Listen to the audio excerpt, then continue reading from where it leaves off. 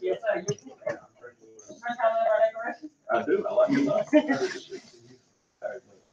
Yes. Hey, how you doing, man? Good to see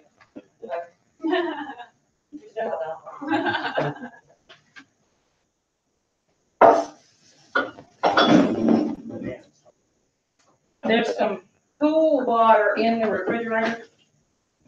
Little room temperature snack.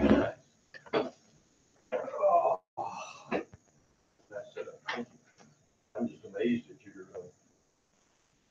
at your board. You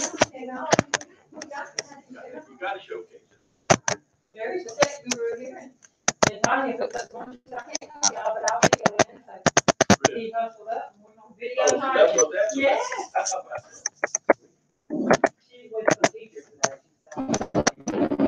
Kind of hit or miss after. It's hit or miss all the time. We all got so many things on our plate. Yeah, and calendars almost have to be set a year ahead of time. We set our recent calendars a date a year ahead. Wow.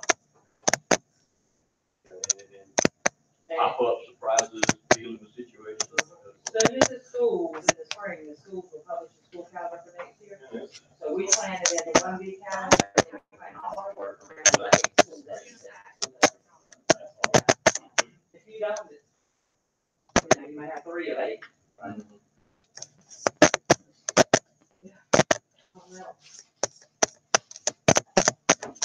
How those roses doing?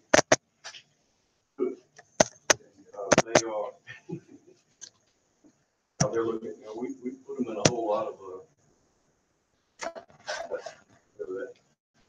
garden supply. Clothes. Because of that. It's got sprouts on it about that long.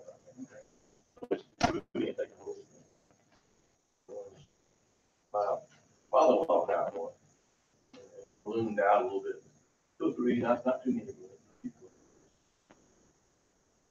We were jealous, so when we saw you had to offer, we said, keep one of them too. Bring it home,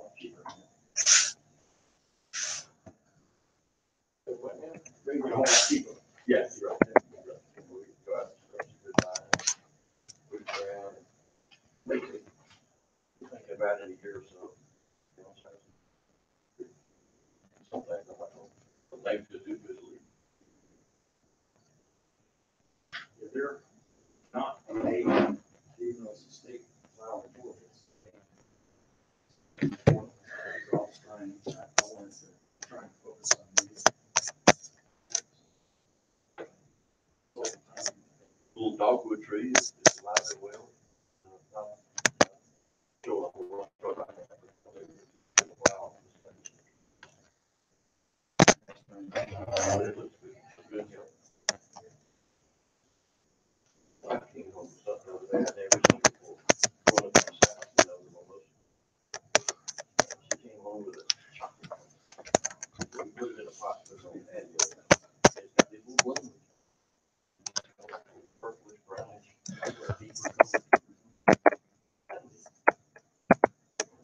They're just so wild in the woods. Let me work.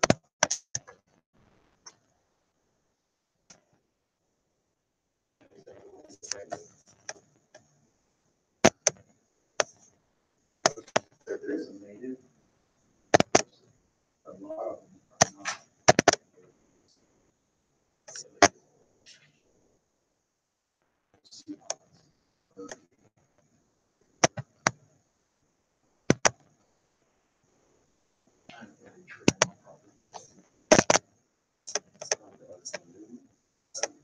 Well, I didn't know.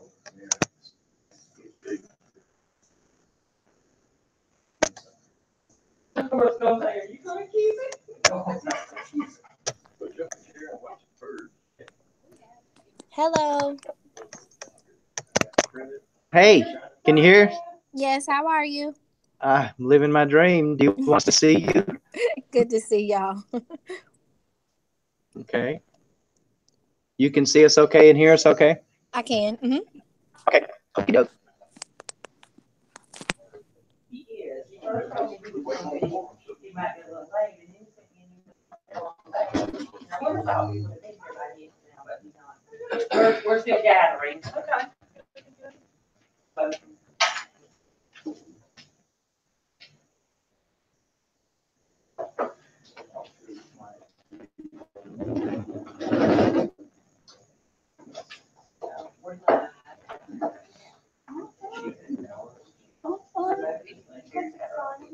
You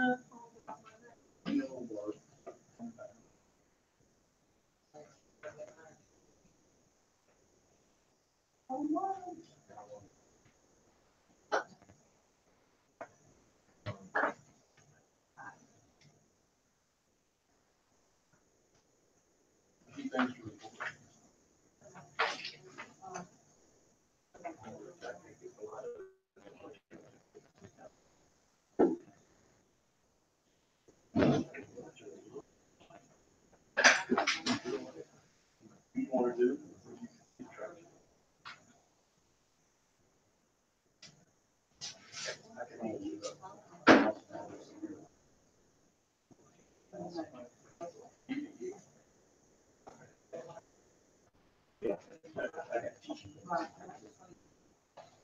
I don't want to do that. You hang a picture of. Thank you, Jerry. I wanted everybody to know where you were. Hi, Tanya.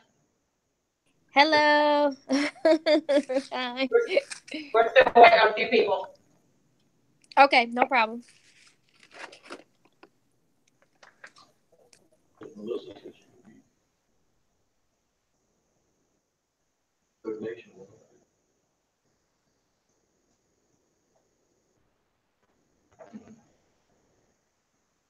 Anything to say? I'm not sure.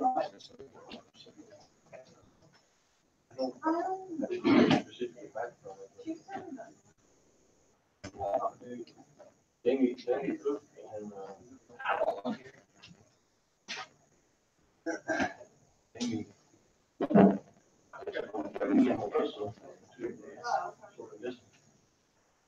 Can't answer on this question.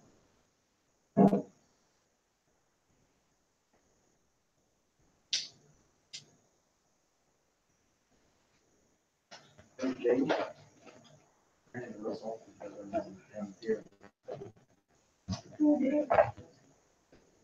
Greetings.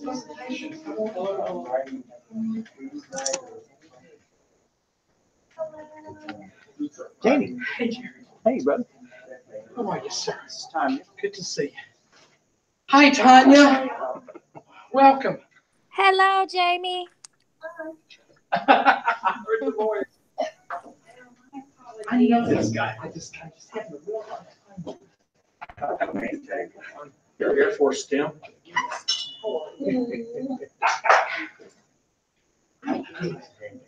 Great baby. It's great baby. Another one on the way. Yeah. Same hair? Same parents, yes. Okay. Yes. Got a girl now. Okay. I hate guys like Yeah, 3 kids, 1 of each. Yeah. That's what it is. 80 years old. Good. We need to talk about speaking about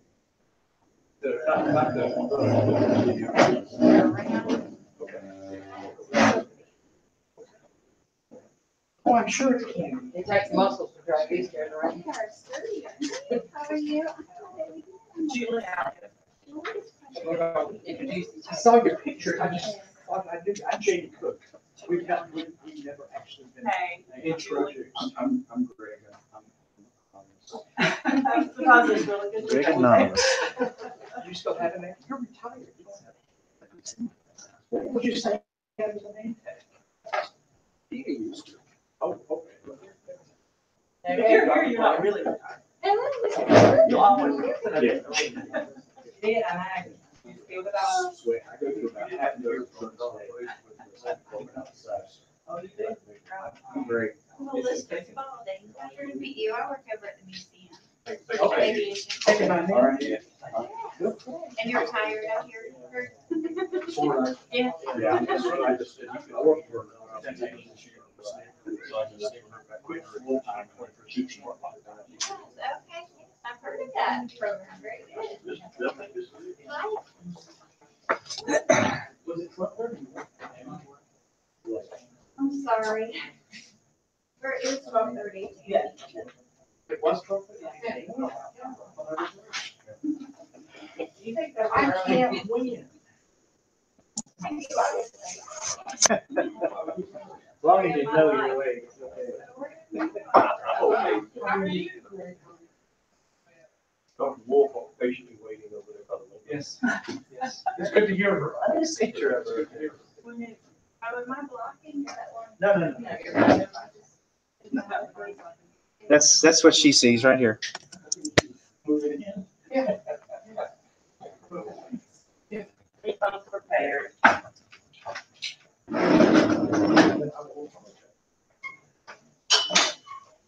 Well, good afternoon. There's a sign-up sheet that we might want to pass around. And the main reason is to make sure everybody here gets in. This was a small group meeting of what I consider the ardent supporters. Energy to our efforts. So I want to give a status of where we are and things at least we're working on. And talk about the future. Before we do that, our host is Middle Georgia Regional Education Association. Okay, right, so you got the everything all right. Round and got it good.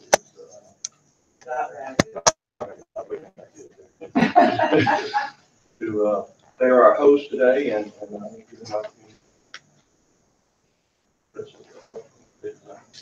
We want to say thank you all for coming here and letting us see the, not monthly, it's not quarterly, so however we call it, I mean,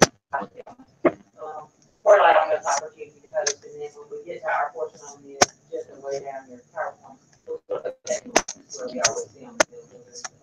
Welcome, and I'd like for you all to welcome our new executive director. She's about a month, not quite. So give her an opportunity to tell her a little bit about herself. I'm Julie Alligood, I was I'm a recovering superintendent of Florence. It's bad, you get off the elevator, your first trip here, they recognize you from Googling you, so you might think, it's not a good thing, but, anyway, I'm excited. But anyway, I'm excited to be here, we have some great things going on.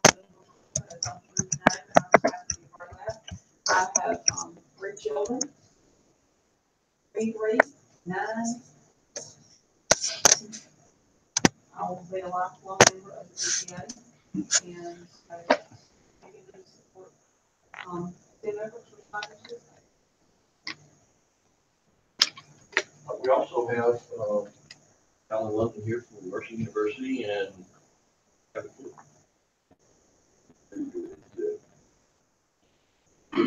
that's football, but he's really in with engineering. Well, engineering, thank you again for allowing me to come. I'm Alan London. I'm a 25-and-a-half-year veteran of Mercy University. Ran the admissions office for 5 years. Recruited a lot of engineers to Mercer over the years, worked a lot of high schools in the region, a lot of the Southeast. Over the last 15 years, I've worked primarily for the School of Engineering and getting more engaged with computer science, which isn't a part of engineering, but is certainly integrated, especially with these efforts. And I do quite a bit of fundraising because it takes money. Those of you who work in the nonprofit sector know it takes money to do things. I do a lot of corporate relations work, so we work with a lot of the industries here. And I'm also the official Macon Campus Academic Unit Liaison to Robbins Air Force Base. Marcus Hill Merck, the Engineering Research Center, and they have a particular set of missions that they are charged with executing with the base and with other industries. My role is to interface with all things Robbins Air Force Base and aerospace industry with all the different academic units that work. And it actually goes beyond engineering and computer science. It includes our business school. It includes our evening program that do quite a bit of leadership training. After having a ceremony Friday with the controller squadron for leadership, they've done some leadership training here, having a certificate graduation. So lots going on, and I'm glad to be involved in the conversation. Can we just kind of go around the room maybe and about? I'm living in Chicago, and I'm actually here on campus with the high school district. At the, I'm not sure County Board of Education has a career academy for the road. And they also have a STEM program, gearing them up, getting them informed that hopefully that when they graduate, they can go ahead. The next career too. So just to get some information that we can take back to redeliver to my team. See what we can, how we can do it. High school initiative. My name is Garrett Sis. I'm Program Chair for Engineering Technology here at Central Georgia Tech. It's a relatively small program. It's kind of new, but you know, I'm here to see how the program can help y'all out, see how we build kind of relationships with the program here, employers, base, and help kind of provide that pathway for students to start here, maybe finish at university. Still, you know, kind of allow students who may not want to go out someplace right out of high school, the ability to still work for the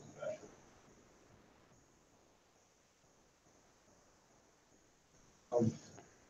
So she's been with us before in the capacity as the director of local DAU council. And going part-time, retired. That's awesome.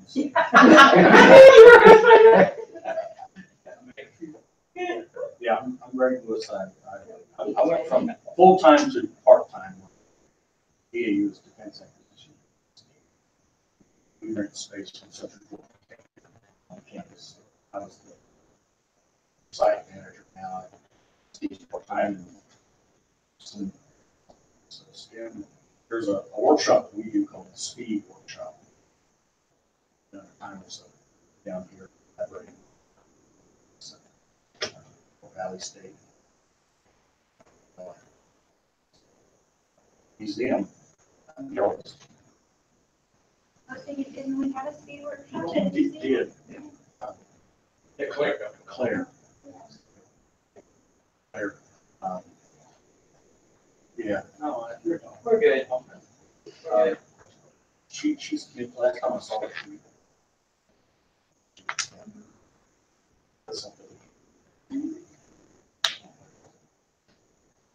and thank you for allowing me to be. I am out degreed at sitting amongst these fine nations. I have a PhD. I'm Jamie Cook. I am the branch chief for engineering workforce development. I'm responsible for recruiting, hiring, training, certification, and career development. We have almost 1,600 degreed civilian scientists and engineers. I just said that for the TV camera this morning. Hire a lot of Mr. London's great engineers. He was also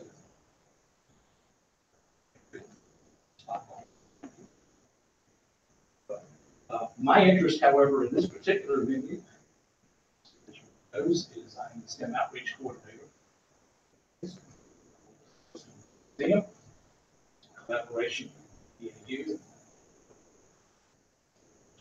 we're to enhancing the STEM outreach. This organization, looking for some great things we can do together to enhance STEM outreach. Areas of STEM career education.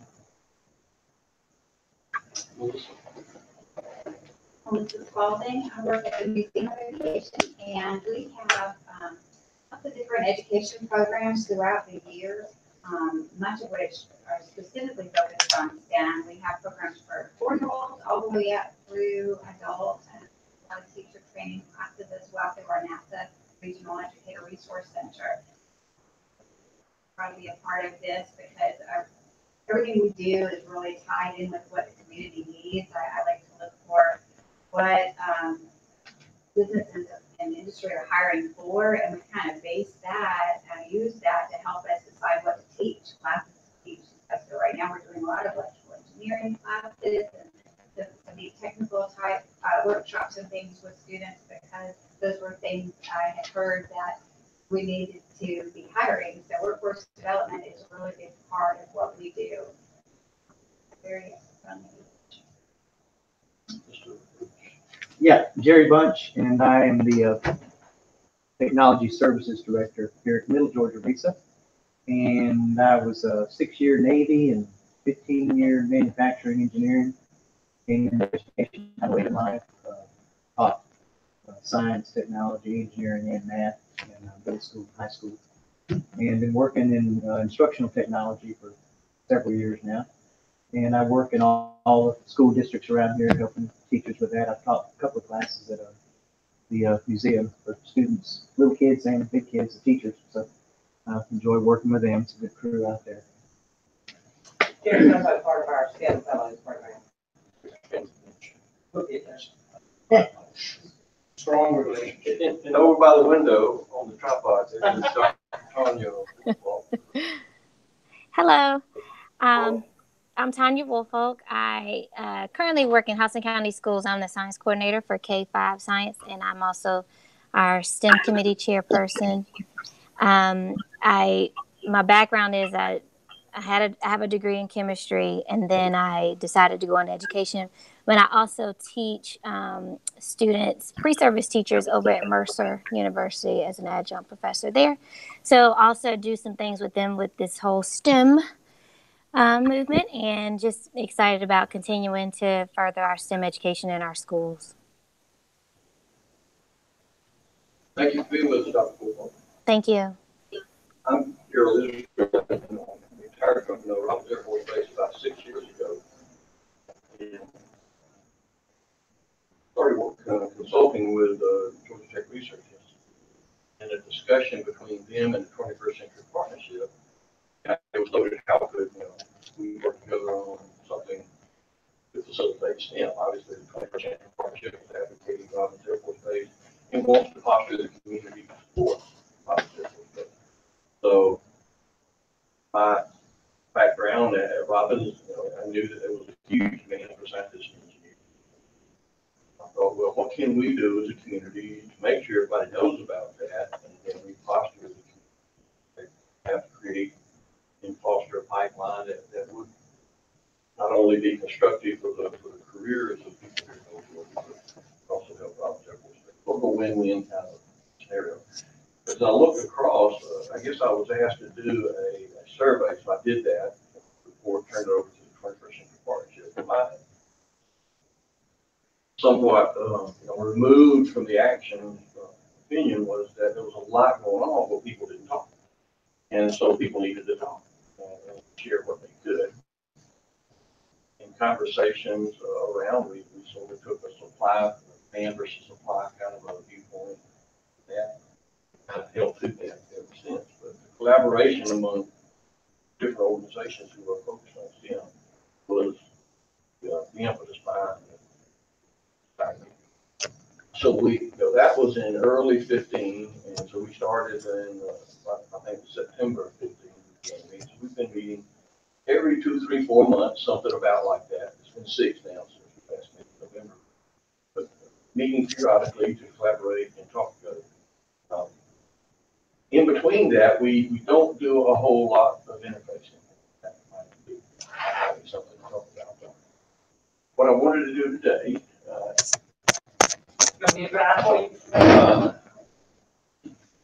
I was just going to touch the board. Yeah. I don't get to do that much. Was to discuss where we've come, at least on the page in our what I call a basic website. It's not fully evolved. And then this is a green block here saying that this is status. We worked on this dynamic picture, and this is a video of it. Probably the last paper go. And then see what else is happening around in the area consistent with this whole collaboration thing. So this is kind of what I plan to talk about now. I've got some slides about some projects and stuff that we put up as ideas, but we haven't done a whole lot of traction. So we can talk about those. But these are the main areas that at least I have been working in the last few months. Another purpose of the meeting is to decide what the future of this group should be or can be. from my personal point of view, I take a step back from anything coordinator. Other things I want to do, because I think the group, if it wants to continue, deserves to have somebody more effective than I am. We don't want to talk about that. Maybe toward the end. And it really depends on the participants in the group, the form it should take, how it should work, and if it should continue, and then, how it should.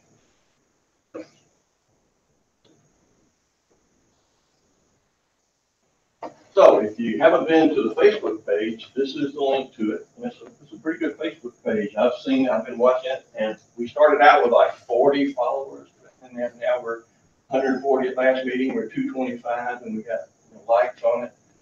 And so a lot of participation in the museum, Risa, and Robins Air Force Base, people sitting in this room are what I call the ardent supporters.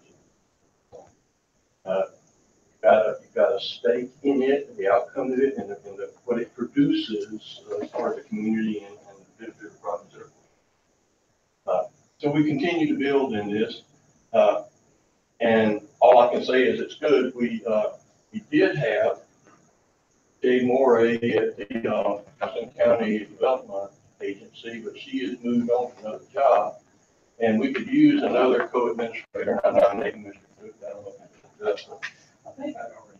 You probably already on that.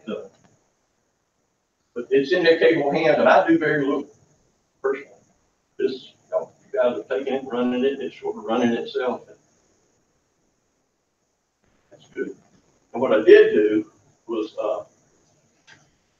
we had Hillary Strickland at the 21st Century Partnership, and so we kind of talked about, maybe it's good to build a website to do something a little bit more interactive and collaborative than the Facebook page. And so this was the idea. So under the 21st Century Partnership, they paid and subscribed to through GoDaddy, a very basic website builder. And this is what we've got. Hillary moved on. She got hired onto the basic thing. So after it sat there for about 6 months, I picked it up, I would say last December, thereabouts, and began to work around with it. Well, this is not something that I do or consider myself very good at, but thankfully GoDaddy is easy to do. But you still have to spend some time with it. So I worked it up, and I hit launch on it last night, so it's published. And so I thought we might just take a little look at it right here, if you don't mind. But it is a single integrated picture, so you can pull out your cell phone, and you can type in middlegacm.org, and it'll take you there. And it's for your cell phone or your iPad or your organized around a series of pages. Not a lot of interaction there right now, but a little bit. So this is the home. Let's see what forward is awesome. We've got a little bit there about the mission of the group, trying to emphasize the hiring demand signal out of Robins, and then an invitation to join and participate. If they're interested in follow along, they can type their email in here. It goes to the 21st Century Partnership. I hope they know it's coming because it's out there, and we'll see what happens with that. I'll have to make sure they know that in the minutes. Okay. So a little bit about who we are. I just listed the participating organizations that over the 3 years have been part of the effort so far, and so they're just listed as participants. There is the advantage of the YouTube videos that Robin and some people here work to put together again, so they're live out there on the. You can play them.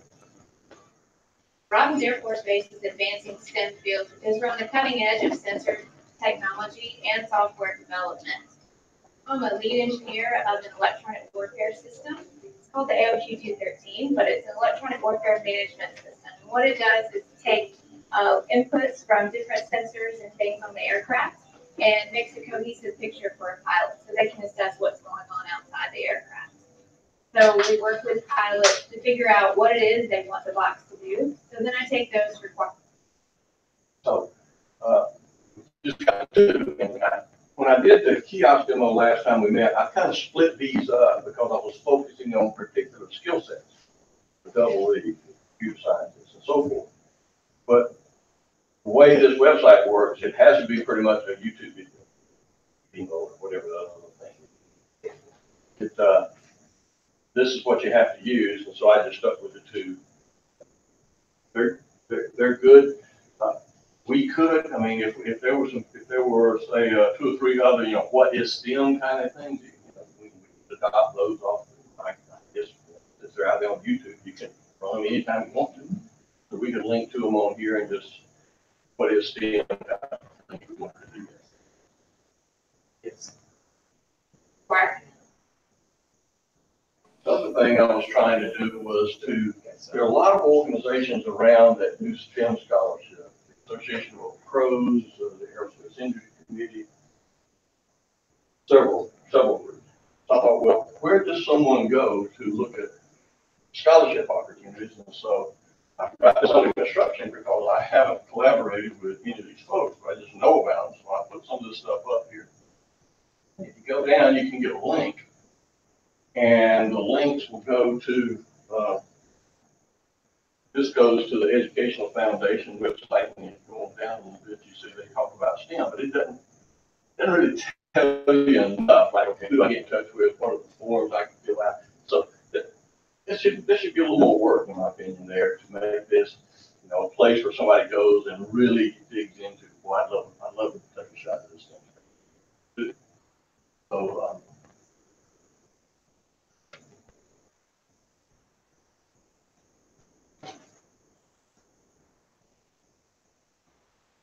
this goes over to the Association of Old Crows, Dixie Crow chapters site.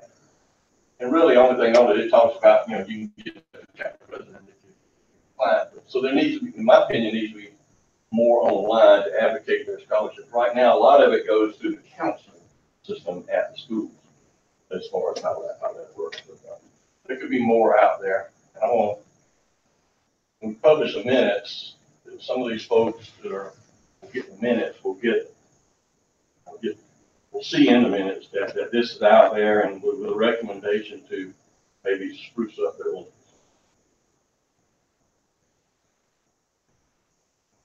Then there's an events calendar, which literally right now connects to my Apple iCloud calendar. So I took the stuff from the museum and just to have something to put in there. I'll put these in there. It needs to be a more central collaborative area, and Sophia and I were talking about maybe Google Calendar or somehow or another to set that up. But somebody that's smarter than I am maybe how to do that. So I had to type all these things in, and if we had like the Google Calendar thing, that it would present maybe the information differently, maybe a little better, and it would have better links and stuff. But if a person was interested in STEM summer camp, if they had the action button here to push, then go to a link where they read more about it. But the idea being, see, in the website here, the central hub, if you're interested in STEM, then where do you go? It's like a traffic way. But this was the whole idea. There would be a single kind of integrated picture and then link out to others who are actively engaged. And so there's a lot that could be linked in the STEM work website that you were showing me here. Perhaps some others with FIRST and other things like that could work in here. So there's a fair amount of work that we've done to the degree that GoDaddy supports that kind of stuff. Doesn't necessarily support everything.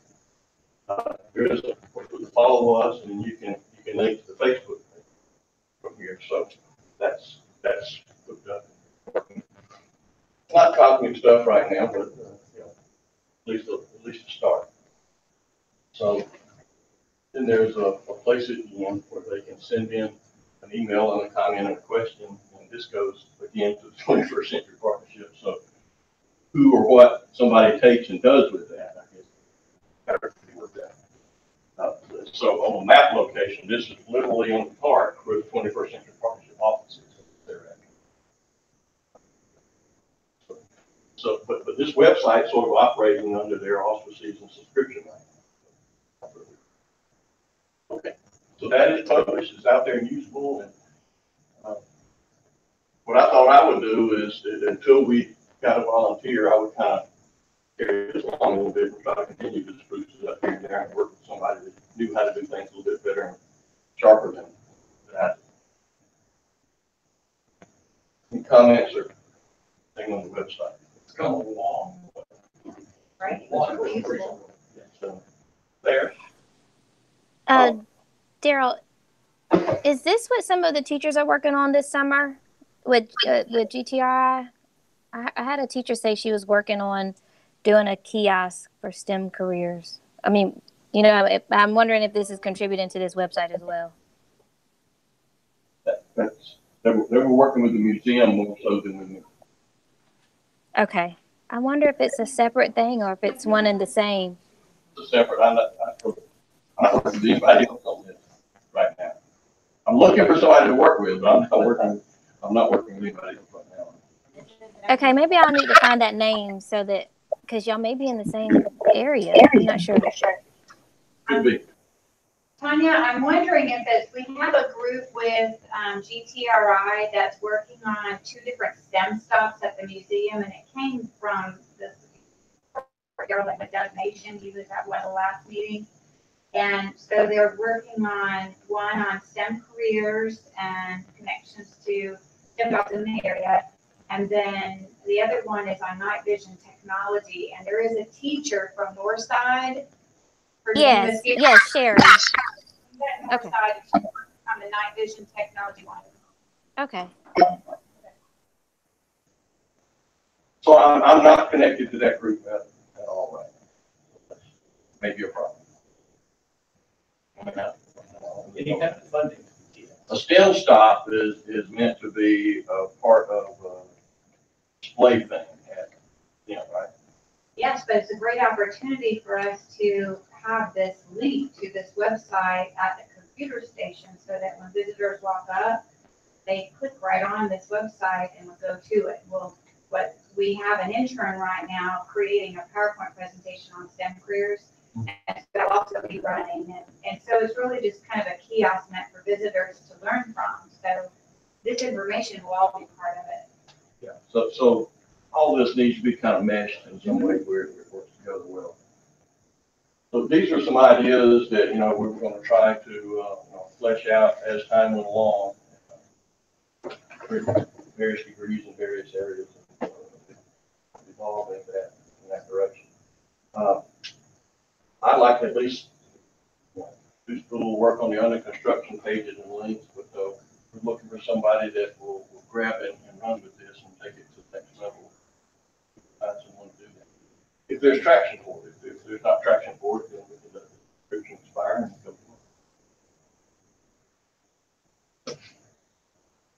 for it. The STEM job demand flyer, which is a trifold that you had as you came in. Let me tell you a few things about that. I was able to get the data from Robins Air Force Base and update that area. The data I got from the Center of Innovation for Aerospace, which really is a connection down to the Georgia Department of Labor, did not produce the same set of data that we had in the past. So that data that's in there that talks about private industry jobs is a holdover from last year for most. Few word changes here and there. So that data pool from the Department of Labor was good through February of 17. So it has a little bit of 17 left in it, but not much. But frankly, that's what we had to go with right now. So that's what we've got. One suggestion was to incorporate salary range data, and I did not get that. Mr. Fisher was going to maybe get up some of that, but I did not get with him for that. So what we may do is, didn't know exactly. I mean, it would have taken we would have had to carve out a section and change the way that it kind of presents right now. But if we move this whole thing out to the website in some way in one of those tabs or pages, and it can have major sections and have more room to do things. So my thought was this is probably the last time that we would do this in paper format, and then we would maybe start linking to the website and capturing the data and presenting the data somehow or other. Just pass out material venues that have the website on it, maybe a QR code. Melissa, we've got the Facebook page link on here, but I did not, late last night, I just realized I forgot about it. I realized just now I forgot to put it on. We do have one good, opportunity with this brochure right now, because with one more year on this NASA grant, and we have a section in there for publications, that last year we were able to print a bunch of them, so when we get this, where you feel like it's ready to print, I'll submit that for another bundle of brochures to be printed. As I do the minutes, I'll probably find a way to put the website link on here, and I'm gonna call it good for this year. The only thing I have to add is like paid for by the NASA Operations STEM grant type thing, you know, a little sentence, and then because we do use paper, we do a lot of trade shows and events and things with the museum, so I'm always looking for things that I could put in a brochure back, so these get passed around and used, so we'll go ahead and work. And we had an error on it before. We had USA.com and it's usajobs.gov. Fix that. Yeah, we need to go through a couple of people editing, make sure that it's. Make sure it's right. Yeah. So that's kind of where we're going. But if you want to see the data that's behind it, I did put in some slides in here. Now, this was last year's data. Now, it's a year behind because the recruiting starts in the fall of the year and the offers are extended and then they work through the spring of the following year. So in the spring of 18, they're working on the offers made fall of 17. So it's really based on the plan and execution in 17 and then they got fall through. So I call this, we had a 15, pretty basic, and then we had a 16 a little better, and we got a 17. But things are going to look a little different on the chart because it's that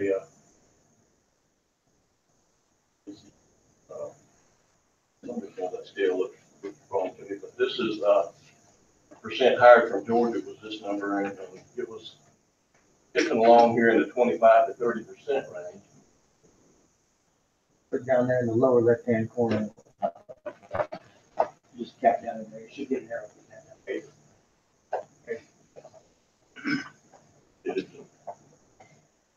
So if you look over here on this scale, we were riding in this 20 to 30% recruits from within universities in Georgia. And so we felt that if you're going to nurture the STEM environment here in Middle Georgia, then one thing we can do is help sell the science and engineering programs in the state, affordable, accessible, you know, and those things like that. And so we take those, what we've got, five, which is still five engineering producing universities in the state. And you look at, now 14, the blue line here is the hiring targets that they produce. This is sequestration. This is what you know, the government cautions us with is this is not an absolute guarantee. They move with the ebbs and flows of the budget cycle. But it bounced right back, and you'll see now they actually had an up year. They have 142 this year, which is the highest one we've seen in 5 years, which is awesome. Catching up from that deficit. Again, Catching up from the deficit. actually, yeah, these two peaks sort of offset each other and keep the average running about there, so I just left the average right where it was. And with the interesting thing here is the thing we were talking and advocating is starting to happen is that the percent from within the state pushed up to 51%. That's one thing that makes this year. That's due to several factors. One is Mercer is getting more engineering students. Partly as a result of so many other engineering programs in the state, and you know, they want to stay local, so they're going to what programs we have. Well, let me just see what Mercer will do. You all have the ability to be very creative scholarships. And one thing too that I'll comment on is, and I don't have the data, I would work with your office to just to bring it all together. Is we've had I think a pretty good success rate of even bringing in students from out of state who come to Mercer and end up staying.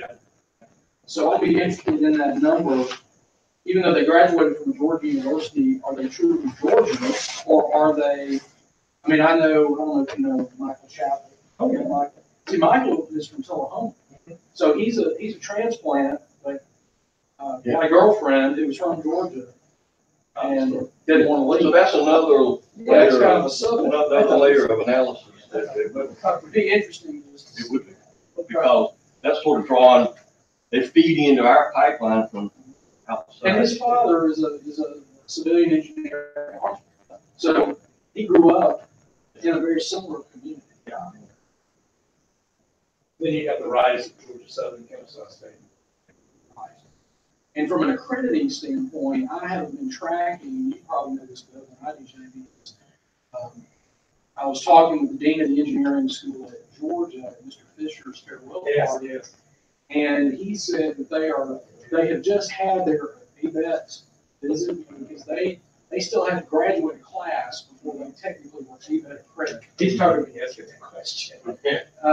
And so that's one thing you have to keep in mind with Kennesaw, with Southern and Georgia, is they're still going through some ABET kind of early stage embryonic type activities as they moving from an engineering tech program, in the case of Southern Kennesaw. In the case of Georgia, adding civil electrical mechanical. If I'm not mistaken, now, once they are ABET accredited, those early degrees are. That's right. Well, the engineering degrees. That's a separate accreditation. We're looked into it here, so it's a different commitments. It's like computer science is a different accrediting body for ABET. They have engineering tech. I guess, is there any demand for engineering technology on base at all? Very little. So it needs to be engineering property. Yes. EAC. Gotcha. Now, computer science is the. Computer science is It's really not. BS in computer science. SACS accredited. And you can actually hire some of our PAs. Yeah. But they're not as, We've had that discussion. we prefer. You all do, and we try to steer them. BS is much. I can share with you scars from when I was director of engineering at the Ogden Air Logistics Center in Utah. This is note 6. They were going headstrong into hiring engineering technology candidates. I had to call a halt to that. It wasn't fun. I had to go see the university leaders. I had to go to the community leaders. I had to go to general. They can't do this. Some of They have converted, Weaver State, who they were doing this right there by the base, did over time convert to a full engineering program. So the base is rather peculiar and indeed picky about that, more so than private industry. So you'll find more traction in private industry. But usually the high end, they're good to a point, but the high-end technical analysis that they have to be able to do on the base or structural, Right. or things like that. They have to have. Do the technology graduates take the engineering training exam around here? Do you guys do that? You do? They do, but that's not adequate to get the acquisitions. You have to have much more experience with They engineering cannot technology. separate. But They cannot separate. does it start you on your PE route or no? They can't, they cannot, eventually you'll have to do engineering. Okay. If you look at this is a hiring mix of skills, and it's got the double E, the AE, and ME computer science on here, and this is from last year. And so you see the 100 number, and you see the low year, and you see the mix changing a little bit. On average, the double E is the largest component, computer science is a big component, mechanical engineering, moderate component. You'll see the same trend kind of hang on there, but although the number is higher, so the double E's, like out of 142, 47 were double E's. Then they had a component of computer science, and then they had another that's software engineering, which is a new one. But if you added those two numbers together, you actually came up with a larger component of software-related hires in the two skill mixes than anything. Did you all, our computer engineering major at Mercer, would you consider that in the other category or in No. doubly category? Double. Computer engineering is really. Double. Plus computer science. Some places have electrical and computer engineering, so yeah. Just Software just engineering is a little bit less hardware, so less math.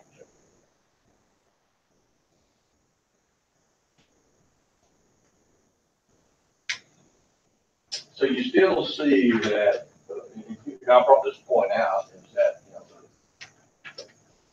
you put the software and the computer sciences together, software-driven demand, you might say, then you'll get a big number, 38%, which overtakes the electronic and computer engineering used to be a higher one. I just wanted to show, and we read in the paper about the mission assignments at Robins Air Force Base. So I think this scenario, the demand is going to continue to be strong, probably for the foreseeable. And if you take these three skills alone, you're something like 86%. In three skill sets alone. By comparison, aerospace engineering, you think Air Force, they hire 7. Now, the aerospace engineers they get are super critical. There's not that much demand directly in the jobs. But these aircraft now are flying computers and electronic machines. And that the content that goes in one of these platforms, tremendous compared to just the workload and the issues associated with airframe.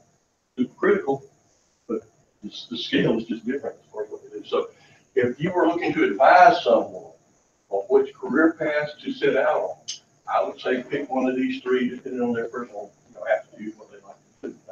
I would target in this range here. Now, the other areas, I mean, industrial engineers, general engineers can usually be applied in a couple of different ways. So that's not out of the mix. Material sciences, an occasional hire at Robins. Civil engineering, architecture, again, small numbers, but needed when they're needed. Electrical, in a sense, is different from electronic. Different demand signal coming from the base. Mostly electronics and software. Environmental is an occasional hire. This is not a big demand on the base. And the same thing for chemistry and chemical. So industrial, material science, and environmental were like onesies. Hiring. I would like to comment, we talked about this at our meeting the other day, is our biomed program at Mercer is biomedical engineering is highly, it's very strong in electrical engineering. And we've had biomeds who work at the base and are very adaptable. We've done a lot of different. We actually have a few biomedical medical folks that work in as employees, suits. Human factors.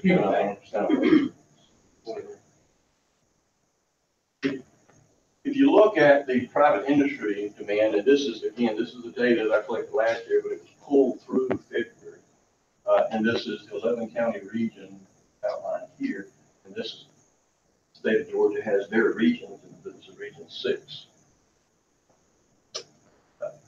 And you see, if anything, things look like they're going to drop down to up for 2 or 3% or down 2 or 3%, depending on which one you're looking at as far as the jobs. But I mean, by and large, the job projection right 21 is still pretty strong.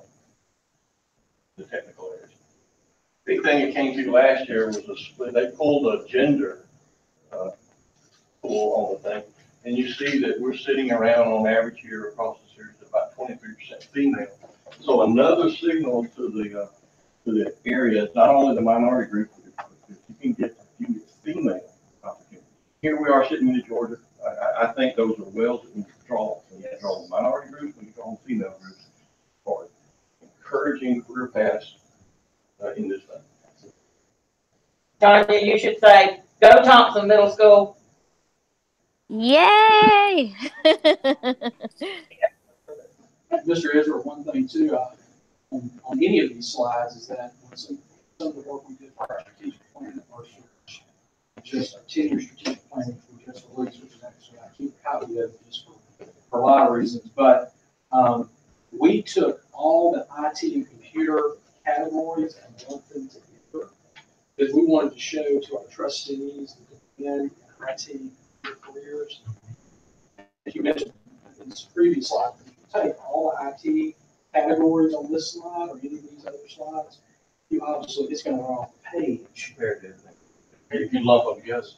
So if, I mean, if you were sitting here as a middle school, high school parent or teacher or student, and you're plotting, I mean, that's like, which target is easy to get?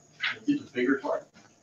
So, and the demand, you can even see that demand signal is shifting at the base, because even in the software engineering area, they're now going for IT web-based skill sets. Not completely, because you still got, aircraft, but they've got a lot of that working in that. Another signal we got from the private industry pool last year was the percent of people that were 55 plus, meaning retirement, approaching retirement or retirement eligible.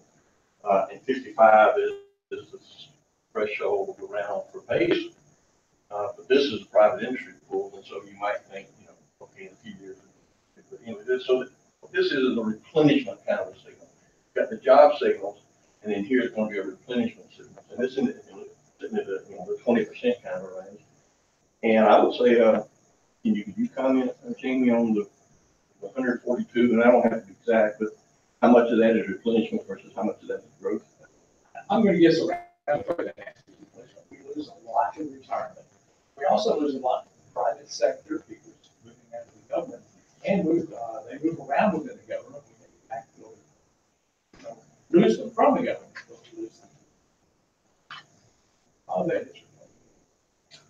So if you take a look, the demand signal, at least from Robins Air Force Base, is strong. I think the private industry continues to be strong as well. So you can easily see demand here in the local multi-county region in the 200 to 300 range. Retirement replacements drive the need considerably. Diversity is the key to future growth in this pool, and this ought to be a strong suit for us here in Georgia. We'll be able to shine in that sense of being able to draw out. You got to find the person with aptitude and the drive, but when you find them, you encourage them there.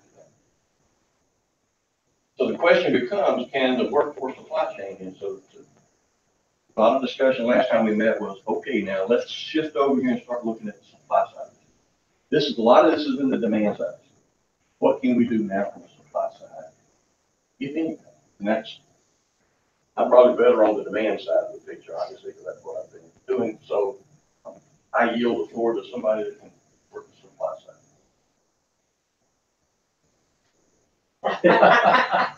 Well, I'll speak if you're open to the floor. I'll speak to that a bit. In this, right now, the big dog in the porch is Robins Air Force. I think everybody in this room has some vested interest in Georgia and the development. Angie's not here. She and I can talk about it. If we can increase the STEM workforce in the local community and bring more industry in here, we all win. Everybody wins. Schools will increase. Everybody wins from that. Well, how do you do that? How do you increase the STEM workforce? Well, there's teachers. Don't forget what Lisa does and what Tommy does with the school system. Giving them the tools to talk to tomorrow's workforce in STEM. Prepare them with science and math, things that we're doing through the DAV with the speed workshop, helping the teachers teach that. And then getting into the lives of the students. All the competitive robotics, for example, all the STEM camps, making it fun to do science and math for those kids, and then the teachers can teach them how to do that. And just a blink of an eye, they'll be tomorrow's workers. That's how we do that, by collaborating together, pushing on the board. And has she talked to you at all about the GARD initiative and what's going on with that? No. Not familiar with this. No. The Middle Georgia Economic Alliance, which really isn't an organization, it's a consortium of, they've been sending out information about everyone take a survey, like everyone. And I'm sitting as part of the group, but it's a DoD funded initiative that Amy Hunnall and Angie applied for and received, mainly focusing on Region 6 that Mr. Israel showed up there. And it's from the Office of Economic Adjustment, which through the DOD. And it's really to help a region kind of envision the next 10 years, okay? What type of industries do we need to be focusing on in Middle Georgia for the next 10 years? And from the 3 meetings, we had a large meeting Friday just across the street. We've had a couple of other meetings, there'll be future meetings, and I would encourage you all to attend those. There are going to be meetings both in Warner Robins, Milledgeville, and Macon. But the areas that have really kind of risen out of the ground are IT software cyber, biotech, agribusiness, logistics. You know, and the ones the biotech one's a little bit, is the one, and I think you got up there, healthcare, not presently a target, but that's one that has potential, but it's just not there. IT, software, cyber, biotech, and Agribusiness and logistics. And so, and I'll tell you, the people that are in this room, and Dan Rose is there. We had, who's the new superintendent of Houston County? Dr. Scott. Yeah, he was there. There were 100 people. We had people from Macon, Eatonton, Hawkinsville, Wilkes County, Wilson County, Houston, Monroe, Crawford, Peach. I mean, it was broad. K through 12 universities, technical colleges. Andrew was there. Okay. So it's a broad group, and the ultimate deliverable will be an action plan that will drive economic development for the entire region over the next 10 years. It won't be it's a roadmap. It's not we got to do this, but it's a guide. It's to guide us, knowing that it can always adjust and morph. And a lot depends on who's in the White House, who's in Congress. is this under the regional commission? Well, there was a regional commission. I mean, Laura Mathis was there. They're part of it. The industrial authorities, the development authorities, among all those counties. But if you haven't had a conversation with either Amy or Angie or both, I would encourage you to have one. I thought you guys might have already been plugged in. I saw the Facebook page. Yeah. I liked it. Well, I got kind of invited. Dan Penny was there from Merck, and then Dan invited me to come, and so more people have been added. It's kind of like it's. And me. Yeah. Well, the next session will be sessions where we want stakeholders to come into the room and hear from they hired a consultant who has worked with defense communities all over the country. Lima, Ohio, San Diego, and others, in dealing with changing demographics and changing missions and all those different things. And it really is a way, I think, too, to prepare us if a BRAC does happen. What do we have in place as an action? All right, good job.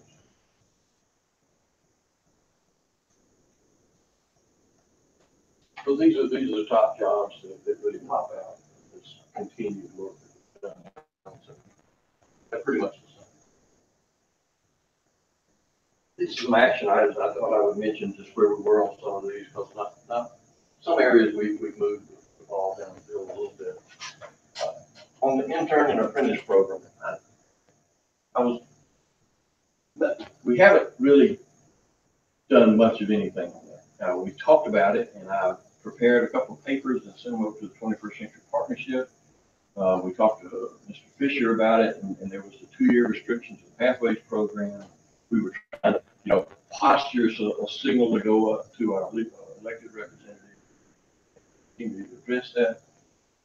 So that kind of thing is what's going on. Another thing is I was trying to work an opportunity to get the leadership of the electrical and computer engineering department at Georgia Tech down to Robbins on the auspices of seeing the software engineering directorate, but also to see a single large outfit in the state of Georgia that hires 40,000 electrical engineers, which is a large concentration, even if you are one of the big schools. an interim dean, and now they've got a new dean, Magnus, I guess it's Eggerstedt, that's there, and so still have the contact, but all that's just happened in the last few weeks, and I haven't followed back up on it. So between Jamie and Donna Frazier in the software area, I was trying to make that connection. Part of the signal I was getting from the lady, Anna Walker, was that companies now are hiring at the end of the first year, second year, third year, students, engineering students, into intern programs as much as a recruiting mechanism. A little bit of a weed out pattern, in there too, but a recruiting mechanism. Because I guess they've run the numbers, and percentage wise, if they can get a lot, or if they get an emotional connection, an inspirational connection with a young student, chances are then that's going to feed into an opportunity to hire full time. So what's happening, get the signal from the base, is that whole thing that's playing out in private industry is making their recruiting challenge for the government very different. Absolutely. So what does the government do? How does the government do? So today the government can only do the last 2 years of an engineering program. That's the only time you can hire an intern. The government's definitely hiring interns. Limited quantity, financially being what they are, but they can't get, so they're missing their first shot at the end of the first engineering. So that's just about that. There are laws that govern federal employment, and the laws shift every year. So what was true last year may not necessarily be true this year. Programs come and go. We've got the Secretary of the Air Force just created a brand new program, taking funds out from something we counted on to create this new program. So it's almost schizophrenic. I call that whipsaw. Well, whipsaw. I'll keep my word. The point is, if there was some, I had an intern program when I was going. A former manager at Robbins is now with AFRL. They had pockets and pockets of money. He just, out of the blue, said, hire some interns and we'll pay them. This is Wayne. This was Wayne. I've got 8 interns. Getting the word out. This is why it's a good thing for people to run. Exactly. Oh, exactly. Very much so. But getting the word out to the local high school students that you can apply for this internship would be very difficult quickly, because I don't have a single way of getting to the area. We used the county board office, several places to try to get the word out. I wound up having 8. I could have had 12. Just didn't get out. Part of it is high school kids don't want internships. But still, the value of this alliance here is that there's a place that everybody knows. Summer approaches, I can look on this website and see what scholarships are out there, what internships are out there, what opportunities are coming out this summer. As opposed to, well, every year the base does this. No, I want a place right now. Click on this button, put your name in. So that's the value. So, I mean, it's there, and we're trying to get track, but it's just slow. Without a great deal of energy and enthusiasm coming from all directions. Invite to adjacent schools, and that's the connection with MD-RISA, and we've sort of been leading that to RISA. And we really haven't acted upon that, primarily just not knowing what to say to them about, okay, here's your role when you get here. Here's what we expect of you. On this one, I did create a Google Drive at one point, didn't take it very far, and I sent out the word on it, never got any feedback back on it, so we may need to revisit that, particularly now that we've got a website.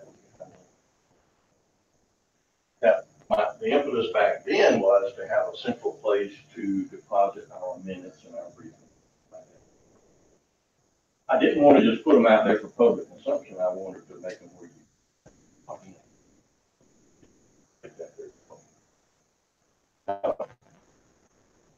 So again, we came back to a couple of these things in later meetings. And we are continuing to evolve our social and online media presence.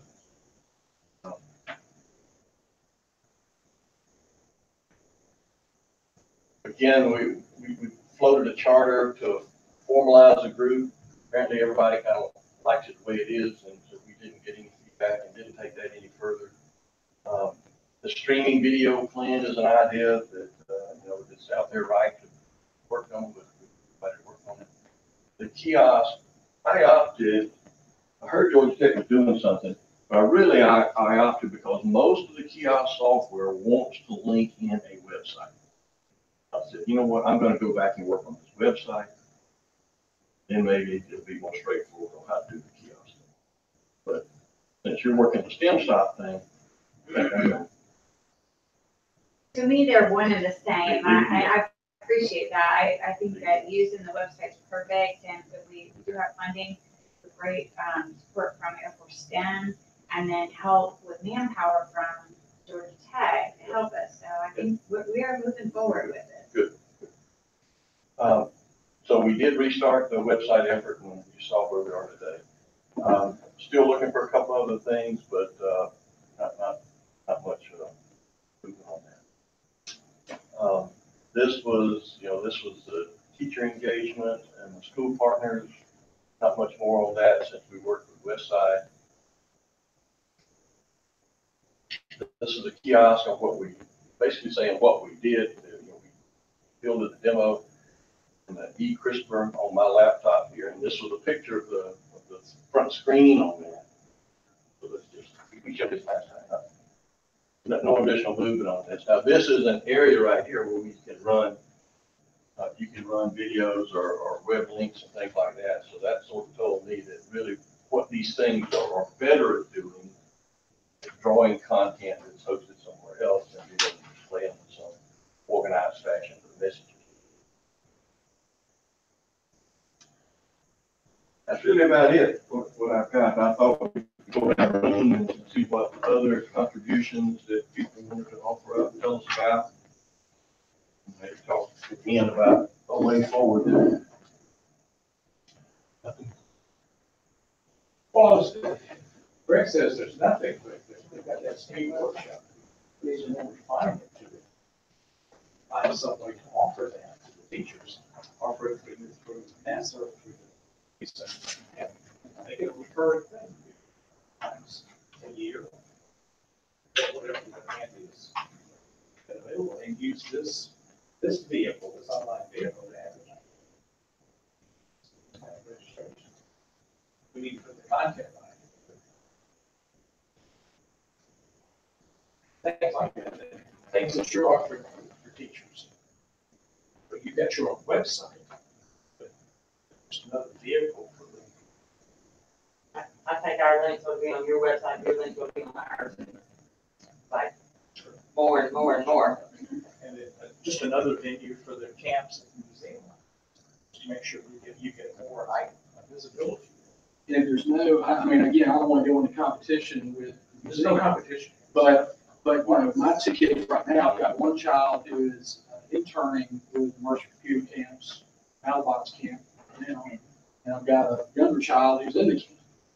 And these are camps that run for the month of June. They just do they do Imagineering, robotics, Mailbox, Minecraft, Cyber Music Makers, Google Home Actions, a number of different things. And some of them may complement what y'all are doing, but some of them may be completely different. So yeah, we can add those because our computer science department, it's not the engineering student that runs those science. So there's one new link I can give you, but of course the camps will be over next week, so we'll be looking at the future. But from the scholarship side, one thing we can add, and some of you know, Mr. Cook knows this, Mr. Israel does, is Mercer provides a scholarship that's state funded solely for engineers in the state or Georgia residents who study. $3,500 a year. And all, I think just knowledge is power. And I think high school, because you have a lot of folks moving into this area who are not from Georgia. Even those who are from Georgia may not know that. So and they have to work in Georgia as an engineer if they get the scholarship to pay it off. Basically, certain teams. And so many of ours go to Robbins for that very reason. Or Monk, or GTR. Is that the one that's called C? SCE. It is. And Mr. Israel, there's also the Georgia Society of Professional Engineers has a scholarship program for Georgia residents studying engineering. These are all for undergraduate level. Yeah, these are all. There's a Society of Military Engineers. Yeah, Something the second. pulling in, if we can get the details on it.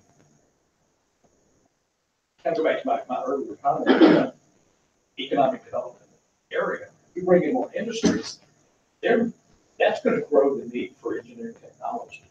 I don't know, between you and Fort Valley, you'll be able to produce as many as them.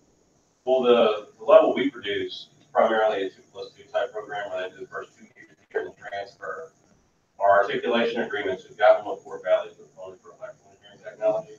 There's some holes in it, because it's set up between the two institutions correctly.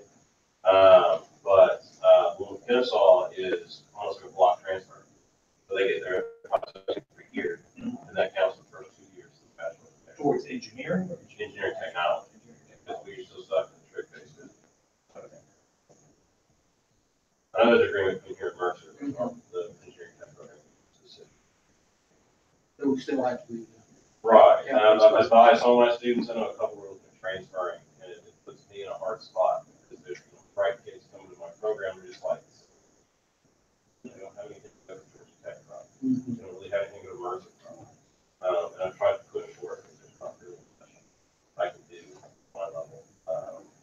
That applies in the Tech 4 classes here. RETP now? RETP. Yeah, regional RETP when I did. That's the old one. It's the old regional engineering. Yeah. Used to be an old RT. Yeah, that's what it was when I was in it. But it's fantastic. I love it. Oh, yeah, we're in the RTP now. All the schools are. All the schools are. I think they're all. But my point was, though, as more industry moves into the Middle Georgia area, there might be a growing demand for ET degrees. And the thing was, I was told when I first started here that it was the Air Force Base was saying there's demand. I was hoping to read this program on campus. And to me, it seemed kind of suspect at the time. And now I understand. Somebody misunderstood somebody. I tried to have that conversation. With Dr. Allen. It's been difficult for me to make sure the technology and engineering, because from a AVAT perspective, anything comes off that tech, go not So there is a huge demand at the base for mechanics, which are at the level below. right. So this would be a little bit above the technician specifically. They'll be qualified for that. And I know some students come out of it like, well, they might apply to electronic technician. Because they'll have, an associate's in engineering technology that covers, they can solve really great schematics, they can troubleshoot a bunch of types of circuits, but yeah, and still have the opportunity at some point to go back to school because they've got a much larger chunk of that 4-year program done than someone who would have an electronics technology degree coming out.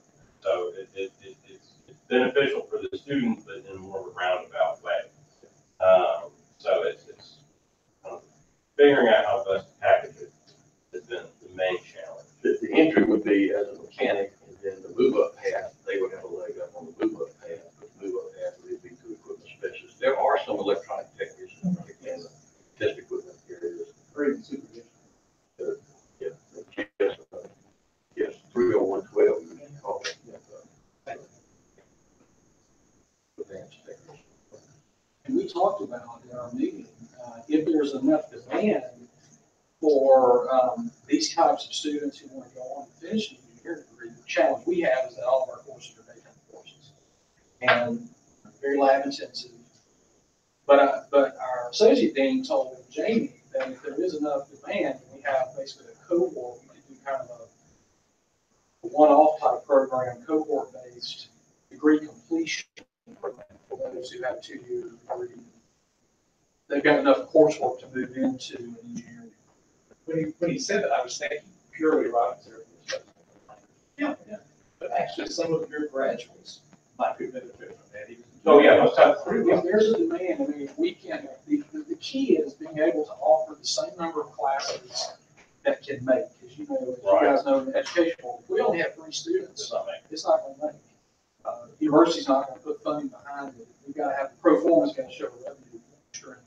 But if we have enough, we can stand it up. And it may be that it only goes for 5 years and then the demand falls. Or what have you, maybe it doesn't. The MBA program is a good example of how that successful. We got we stood up that program, what, 5 years ago? at least. And then you hit the numbers every year, I mean, 25 to 30 each cohort in the MBA program for. Even Dean Aldridge, it was under Dean Aldridge. It was, gosh, that's been 10 years. So, 10 years. So if we can do something like that, I think there is potential. Again, you gotta have critical mass.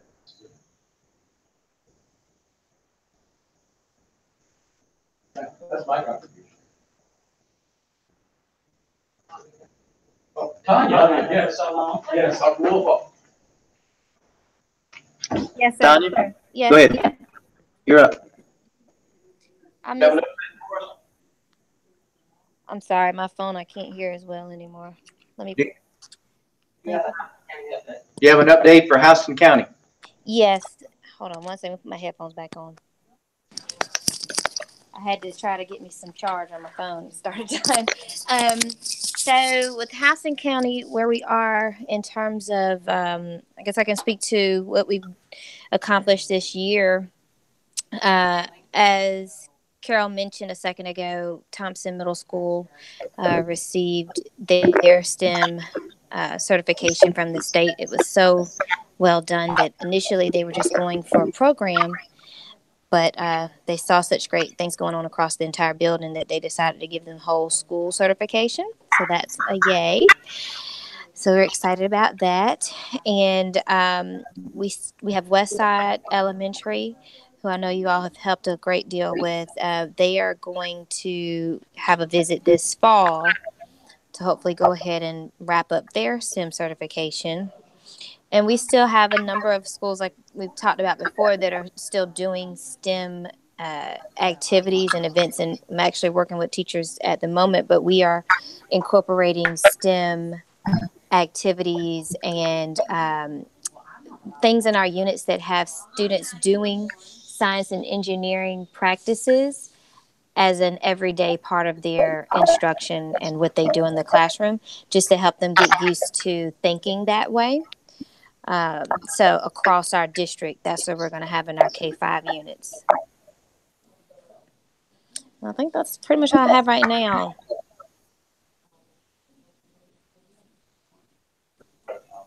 Great. And what I was making reference to is one of the groups that they pulled out of even all girls class. And so this is their first year working. About how the demeanor of the girls had changed since they had been enrolled in that program. And it's like, and they didn't just go pick the gifted kids. They picked kids that they saw potential in, but that weren't necessarily. And so it's like been like night and day for those girls and what their performance looks like now. So we're real proud of that. That girls only phenomenon is really interesting. Executive Director of Georgia First told me that the girls' robotics teams perform differently than the integrated, the mixed gender teams, because you don't have that social dynamic in the way. They're not competing with each other, they're not trying to compete. Especially in middle school. Yeah, especially in middle school, but even in high school, the dynamic of an all-girls team is just very different. We need to take that forward and encourage all-girl type activities. Girls make great engineers. They really do. I'll leave you, sorry, I've got to leave you a little early, but I'll leave you with one thing on that, on that topic. Mercer has 12 colleges and schools. We have 9 communities. And our first female engineering dean, and it's actually, I think this is true, First female engineering being in Georgia history. Georgia Tech, I don't believe, has engineering. Engineering college. I don't doubt that. Anyway, Thank y'all. good to see you. Update, this month, we are going to, I guess graduate is not the right word. We're going to have, about 70+ teachers to complete for the first time their STEM endorsement with us. So on their certification, they're not all from the middle Georgia area, but that is from across the state of Georgia. So we're real proud of that. We are continuing next year the replication of the STEM Fellows program. We currently have out for the survey out for the names of the teachers to be nominated from our districts. We are going to tweak the role of the STEM Fellows next year just a little bit. In the past, we have written curriculum and the teams would produce 2 or 3 STEM units. But because we inherited Dayton units and we now have so many STEM units written from our region, we want to ensure that, number one, you have rigor, and number 2, that there's a really strong engineering component in them. So we're going to spend the whole next year, and we'll show you the units in just a minute, but Jerry's been working on those diligently. We're going to go back and revisit the units we inherited from Dayton, because some of them were written like 8 years ago. So that really dates what's in them. And so we want to make sure they're current and Busted links, but not just busted.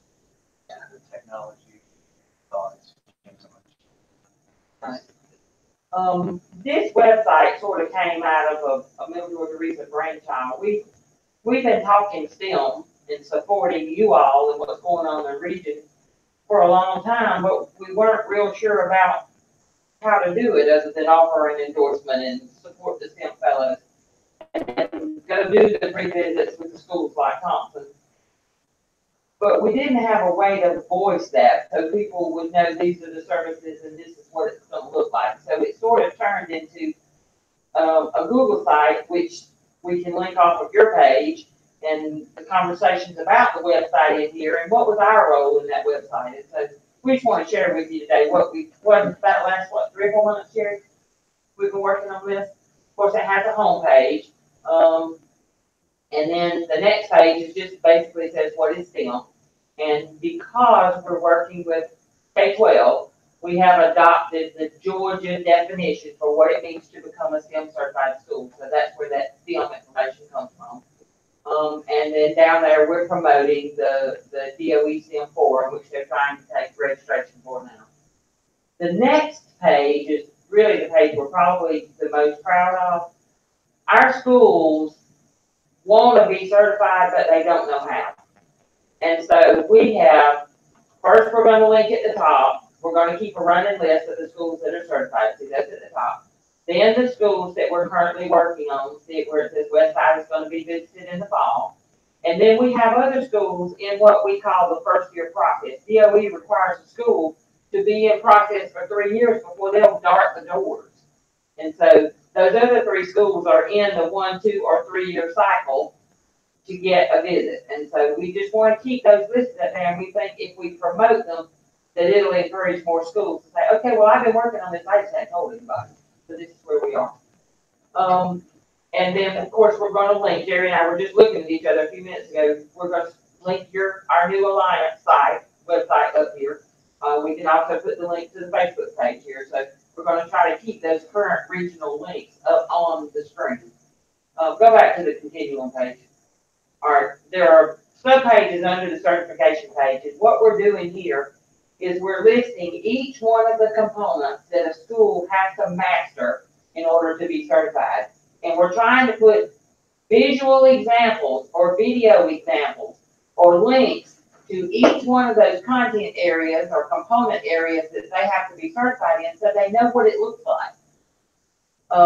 So what we're finding is when we go do the pre-walkthrough with them, they don't understand the importance of a journal. They don't understand the need to have children articulate the engineering design process steps. One thing that I have pictured in my head anyway, was that a section that explained what is STEM to you if you're a parent, a student, or a teacher. And you got it right here. So what I need to do is find a little pretty way to get that message across and then link to the right place in yours to carry the message. Okay. In our schools, every time we go, when we see good examples for teachers to use, we're taking pictures, so this is always gonna be a work in progress. But what does it look like at elementary? What does it look like in the first grade when you're writing in your journal and it's correct? What does it look like in the third grade when you're writing in your journal and it's correct? What does it look like at middle school? See how it changed? So what does it look like when you have to learn to write better when you're in high school? And so we're looking for those exemplar examples. Some of those came from Thompson Middle School. So if you go on down the continuum, you can see that Wet Energies, there's a good example of what is an industry partner doing? Well, tell them what that is, Jamie. An industry partner provides, Go back to the picture there. industry partner provides engineers, scientists to work directly with the teachers during the time they're developing that curriculum and to provide not only career connection to the particular module, but what kind of a job would use the skill that you're studying. But you're also looking at, is this good application of the scientific method, engineering design process, come up with some ideas that actually are real world and not just fictitious fun things to do, but it's actually real world. That picture is a live solar panel at Thompson Middle School. The solar panel is in the back of the school. That is for the parents to look at when they come in so they can see what work the kids are doing with the solar panel. Big screen TV. Big screen TV, sponsored by Wet Energies. Really cool. Live read of what's happening out there. So if a school wants to know, well, what is my business partner supposed to be doing? Boom. Okay, so anyway, again, the competitions he was mentioning the camps there. One of the things we want to do a good job of here is because the schools have to demonstrate that their kids are participating at the museum. They have to demonstrate that their kids are going immersion. They have to demonstrate that they're doing all these things. So we want all that stuff linked from that spot. Problem project-based learning, what does it look like in the classroom? We have some examples down there from Westside Elementary and from Monroe County, who also got STEM certified this year. STEM integration. In Georgia, if you are not teaching math and science and it's the same topic, you can hang up being certified. And our teachers don't understand that. So every day, kids have to see the connection between math and science, and it has to be the same project that you're working on. So Yes, the kids. they don't talk to grown people. The kids, they don't talk to teachers, they talk to kindergartners. It's involved in math. It's incredible how these 5th, 6th, 7th graders can talk to these adults about the thing. 5 and 6 year olds. 5 and 6 year olds. Well, no, they get it. I used to do demos with 3D printers on my side business. Like elementary school kids, the adults are afraid of it. The young kids like, ooh, this is neat. They're all hands on and loving it like that. That's great. The best story I can tell when we were in elementary school this past year, kindergarten class, when we walked up, we asked him what he was doing. There was all kinds of parts on the floor for him to pick from. He was supposed to make some type of device that could move recycled trash from one side of the building to the other side of the building. He said, we're working on this project. I don't know why. We have a red wagon over there. We could just use the wagon. Yeah. There you go. But anyway, we wanted the rigor and the relevant technology integration means that students have to be producers. It cannot be, oh, you sent me to do this research. Kids actually have to be producing something. We want them to know what investigative research really looks like. All of these are literally line items on the certification form that they have to complete. So we are always looking for good examples. STEM professional learning, we're going to use that. So if the museum is offering some professional learning that teachers can go to, which they do every day of the year, that kind of stuff needs to be linked there. We have our endorsements linked up there. What is DOE doing that you could go to? An example, I happen to be going to a different meeting, went over to George College, and here is they're having STEM Forum Day over there. So, like I said, this is a work in progress. So we got lots more to do. Jerry, go to the next page, which is where Jerry spent the last 4 months of his life. All right, these units are separated by grade bands. We We have a framework, we inherited from Dayton, we tweaked it to make it more Georgia. But what we've done with all of the units we've written and we inherited, click on elementary. They have been correlated now to Georgia standards if they came from Ohio. Every one of these links you to a different long-term STEM unit that if you're a classroom teacher, you can use to teach in your classroom. These are the units that are going to be revisited by the STEM fellows this year to ensure that there's rigor in the lesson, to ensure that we have some differentiation, to ensure that the engineering design challenge is appropriate for the topic. Correct technology. Correct, yes. Any resources that they need, things that here were in here, any tools or equipment they need, what exotic stuff we have in-house. Shop back to them. Right. Sort of like the same kits they put together at the museum that they had lessons in the box. We just want more and more things that teachers can get their hands on. So our, for lack of a better phrase, teacher factories at university, are they changing the way they produce a teacher? Well, it's funny you should ask that. The way I wound up in Milledgeville in the STEM forum is because I went, which happened to be in the same building, to a P20 meeting, where the education deans of all of our area schools had come together with the K through 12 people and with the DOE people to talk about what needs to better happen in this P20 initiative so that we're producing what you need and you're producing education people and engineers that are the people we need back out in society. So that's that collaborative conversation. We stay at the table with them all the time. Because you're working on the current rounds, they are going to produce the future rounds. Correct. Yes. So anyway, there's a tab for middle school units, there's a tab for high school units. We have actually taken the CTAE, DOE, middle school and high school units and tweaked those and put them on here. They're promoting them as STEM units. So we'll be working on to look at those this summer too and decide, okay, well, it was produced by DOE, but how do we make it Middle Georgia region ready? So.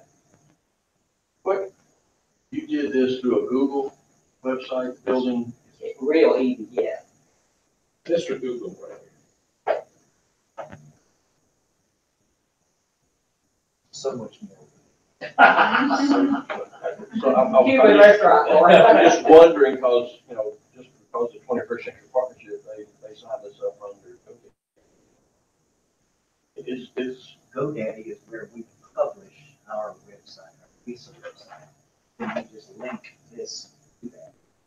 So much easier to work with. It's just easier. I look quickly to the other two links. STEM Fellows has its own page, so we promote our STEM Fellows program here. Tell teachers if they want to become a STEM Fellow, go talk to your people at your district office. We tell them a little bit about Dayton and how we got here. And we have a video link. You know that guy? He serves as one of our support people for, yeah, and he loves it. Yeah, he's my mom. He loves it. Okay, and then we want to list competitions for students. We haven't, to tell you the truth, because it's a work in progress. We really don't have a whole lot on the competitions page yet. We list the winners of the Olympiad. That needs to have some more work done on that page, but it's a start. It's a start for the public to see what we're trying to do to support them. Do you agree it's a start? Yeah, it's a start, but it's great. Pretty good start. It's a great start. But that's literally three weeks. It's pretty quick turnaround. It's wonderful. That looks way better than the first round. So how do I get the link?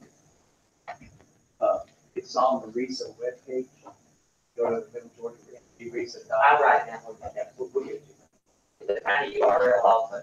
If you do tinyurl.com/RESA STEM, it'll take you there. Since you're looking to assess the rigor of what's been done in the past, it's a great objective. Would there be value in having current college students, maybe they're working on an associate's degree or, okay, to come and maybe they could get some kind of class credit, but they meet 2 nights a month. Thursdays. I think it would be worthwhile. I've been trying, because the enrollment still is growing in my program.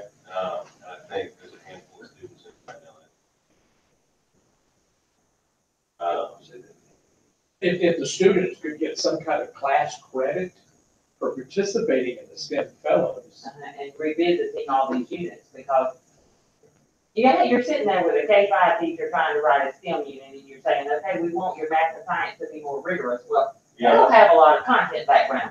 Yeah, that's one of the issues I've run into being on a country county and some others. Yeah. Is you run into this Struggle. they're asking these teachers to write things that they're not subject matter experts on. And it becomes difficult because if you're trying to teach kids engineering principles, right, but you didn't go to school for that, and you've never done it professionally, it's like almost blindly blind. Or even science. Yeah. Just the science. And if you think about what Tanya said when she did her presentation, that's exactly what she's doing today. They're working on K-5 units, and they're ensuring that the science and engineering practices are understood by the teachers so that they can teach the children. There was a reason that she did the English major or whatever. Yeah, because she doesn't like all that The stuff. same reason I went in, I didn't like. But you asked a science teacher, you asked a K-1, 2, that area, you ask them a math question or a science question, they can answer that first level, but then there's that follow-up question. Some of them can answer that one. We get down to the third follow-up question. They do good at just teaching the kids to regurgitate the information. Right. But we want applications. Right. And, yeah, and they don't practice applying it. Right. So it's really hard for them to write or critique a unit to determine if their application is. Yeah. We'll talk about that. Wow. You know. Right. I was going to interject. Yeah, you're exactly right. Well, part of what we're finding is that, you know, a lot of times what we've done in the past is just given students information, like you said, and had them memorize and be able to say it back to us. Well, now we are specifically writing to the fact that we want students to be able to ask questions. We want students to be able to design solutions. You know, we want students to be able to think and apply not only what they've learned, but apply it to novel situations, you know, come up with their own ways of designing and thinking through problems so that they can, you know, first of all, be better as thinkers, but it's also more rigorous. And like you said before, it has them doing more of the application piece. So that is specifically one of our goals, like I said, this summer, to make sure that those things are in our units so that students are doing these things themselves. And we also have science talks, we call, so that we specifically have given teachers sort of like a way to continue that level of questioning, like Jerry was mentioning, so that they're not just doing surface level questions, they're continuing to ask these deeper questions so that students have opportunities to think further.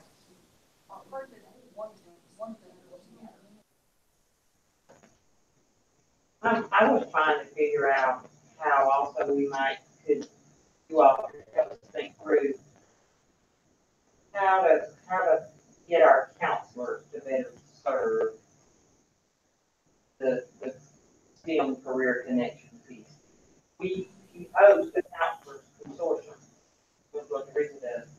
And monthly, those folks come together and talk about the roles of the counselor.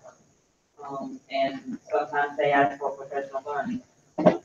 When you get about the 7th and 8th grade, we're gonna need for those folks to start doing their part. And I'm just not sure how we approach it. But we have the venue to approach it. We just need to figure out what that needs to look like. How do the counselors find out about scholarships, educational opportunities? I would have a high school counselor. Well, I know in the past, having been at the high school, I mean, usually scholarship forms and information are dropped off in the counselor suite and they're kept in like this file cabinet drawer. And it's funny because I just emailed the head of our counselors for our county while we were doing this meeting talking about the scholarship, you know, the STEM scholarships that you were just talking about. So I was giving her a heads up on that, something we may want to look into.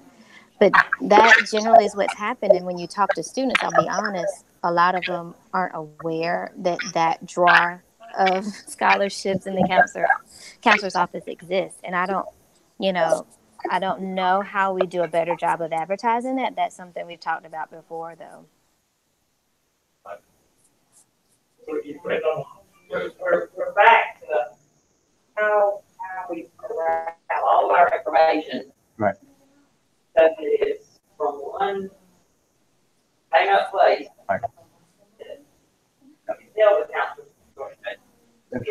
Yeah. Central repository. We can tell the teaching is learning. We had that discussion next week. Have to talk for just a few minutes about plethora of scholarships, the post-secondary education opportunities students might consider. We do, and we have somebody who runs it and sets an agenda every month, and, but again, does that person know? You see what I'm saying? I mean, I'll talk to you. You believe, I know that. Warner Robins High School does a real good job under the counseling website. There's like a tab and there's a whole scholarship list. I have seniors that just graduated last year, but I don't know that all the high schools do it that way, but Warner Robins has them really neatly listed right on the website. I don't know that it's all of them, but it's a lot of the ones that. How did she find out she wanted to go to Mercer? Question. I mean, she just really wanted to be an engineer and just, that's always been kind of like her thing. She always wanted to go there. It's awareness, it's information, online access to things like that. It may be having a role models. Yeah. Well, yes, if you don't know it doesn't exist, it's hard to aspire to it. That's the main Exactly, thing. exactly. Yeah. That's why getting students and current students in your program or in the college program, wherever, and having them just spend a few minutes with teachers and with the students, maybe get some kind of course credit for doing so. Work that out. Then you multiply, you leverage that awareness. One of the things that might help us connect folks in our group to the K-12 piece, Jamie's done it in the past, would be just one time to serve on a walkthrough committee for a school. Because it'll then really make you start thinking about, oh, well, if we were doing this, they would understand it. Or if we had somebody who could come off of this, they would get it. Absolutely agree. That's one of the best things I ever did was follow Jill around the school and see what she's looking for. Right. You know? Right. I had fun that day at times. It's a different experience. That's the first time I've been through a final one. To sit on that panel discussion, that was just amazing. Onion and both serve on our research regional committee. So they're not just visiting the schools in Houston, so when we have one in Monroe, they would come up and do that. And then we have somebody in Monroe who comes down here, so we're trying to make the walkthrough process regional, so the expectation is the same for all our schools. Not just Houston. Anyway, that's our update. That's good, that's good. Anybody else? For the museum, just maybe a couple things to add, things I'm really excited about. In the years past, the museum had a building called the Heritage Building that had a Native American exhibit in it. Well, that since kind of became storage, and starting in August, we're going to start moving into that building and really develop what we're calling the Space and Innovation Center. So that is where we're going to house an Ask Educator Resource Center. We'll have a new computer lab and a big classroom for our teacher training classes and things. And we're going to move all of the STEM kits there.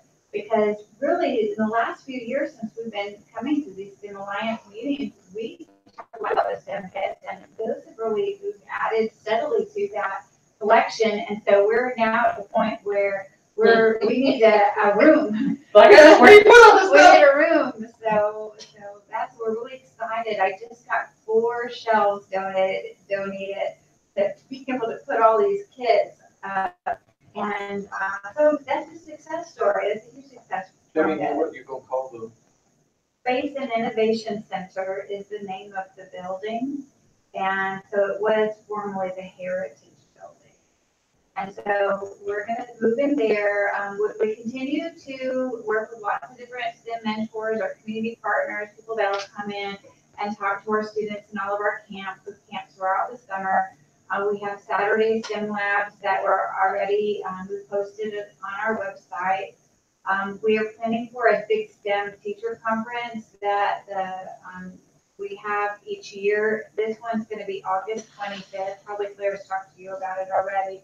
But that's a really neat event because we give STEM Teams of the Year awards out. So we give an elementary, a middle, and a high school team award, and they get $1,000. So that's exciting for that conference. We'll keep working on the STEM stops. I think the kiosk and the brochure are big products of this committee. I think this alliance is very important. So I appreciate everybody's involvement in what we've done and where we're going. Anybody else? 20.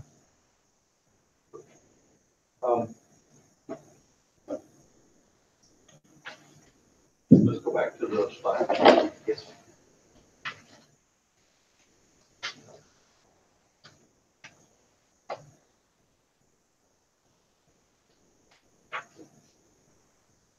Yeah, right there. So, this is kind of a recap. I think we've got the basic website kind of out there. We'll continue to refine it and update. I'd like to work with Mr. Buckshear if I could. Try to get to work out a way to link that together. Absolutely. Trifold, I will add the website location to it, and it'll go out. Y'all, anybody can take it and do with it as they would be best. One thing on the website that you were putting together is, can we make all those community partners type thing where you listed all that? Can we make those live links right directly to each of our websites? Yeah. Is that I'll something try that you're interested in having? I think it would be a neat way to connect all of us.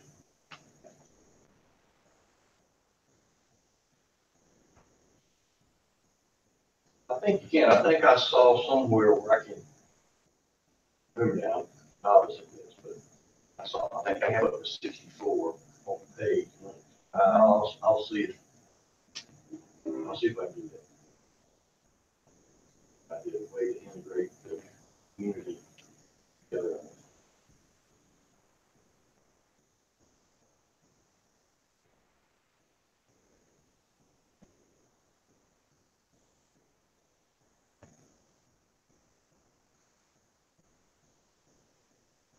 So I was gonna write up some minutes here and update that, we'll update to the trifold, send it out.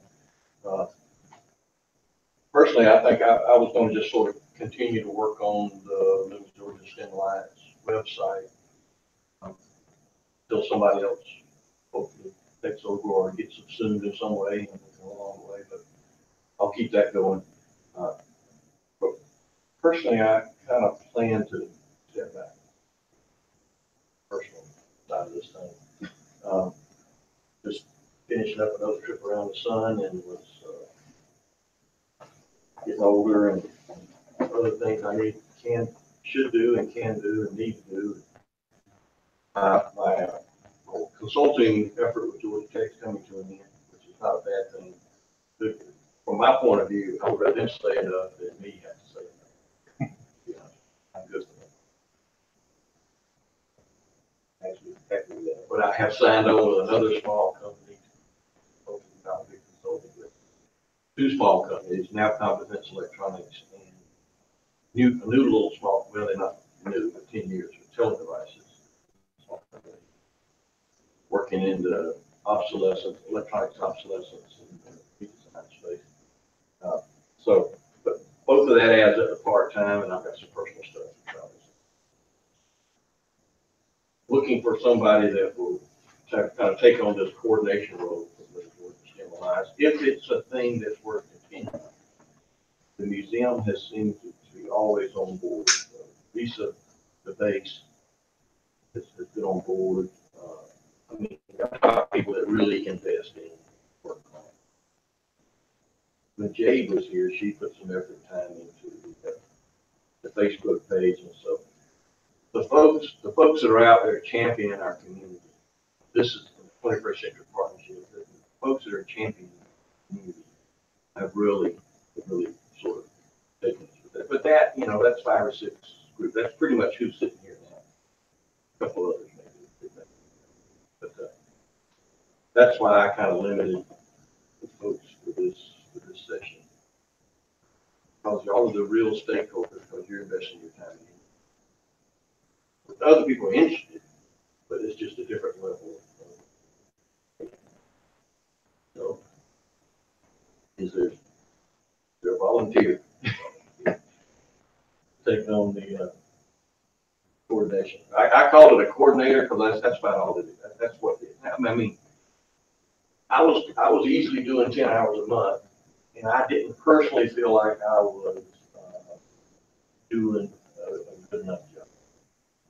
I'm not able to keep up with everything that's going on. I'm not somebody that's immersed into it. Career in life constantly. I couldn't do that. And so I sensed after about a year that I was probably not the right person, but if this is worth continuing, it should get started and keep it going. And if not, it'll die a natural death, and people find some other way to work. Whatever form it would take, it's sort of up to the group and what the group wants and needs and how best to serve it. Well, I would respectfully disagree with you. Thank you. You've been very taking this from nothing. Just an idea that we need to have some collaboration over taking it to meeting. So I think we've proven the need for it because we're now collaborating.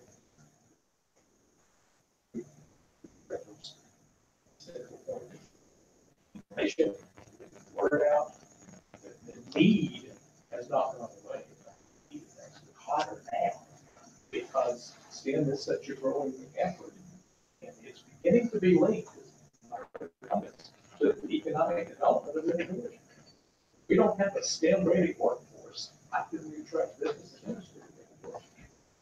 And I think that if we can point back to the 3-4 years of leadership, that we've got the basic point of the origination of the STEM Alliance. We've got it. We can point back to history. For the last 4 years, we've been doing this. Time to move it to the next level, start another level of effort here. But we've been doing this for a while. We've gotten this far. Again, through the training of your personality. I think we can know a lot here. It can't be around the Air Force Station, because that's outside the mission of the Air Force. Not what that does. But by the same token, we can be very strong collaborators in business. Universities are supported, the schools are supported, the museums are supported. I was hoping private industry would step up more. And figured out the combination there. Somewhere along the line, we have to convince them that it's an investment. I think Real Lake has gone a long way. The Career Academy. Real Lake is heavily invested in Career Academy.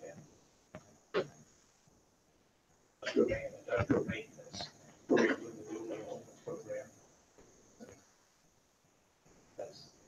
They're beginning to see that. Other industries, local industries, and then just show the world that Georgia has something to offer. You know, categories earlier, logistics and biotech, and all those industries stuff really. It's going to take a lot of legwork to do. I think you're going to have to go to them, lay it out in some coherent way that they go, okay. Plus, they don't like to sign blank checks, so they want to know exactly, you know, how I would engage and what my partner is. They want ROI. They want to know what they don't know what it is that they're getting into. But it's highly linked to with the educational. Developing the still ready workforce starts in the education. I completely agree. And I don't want to speak for Dr. Woolfolk, so,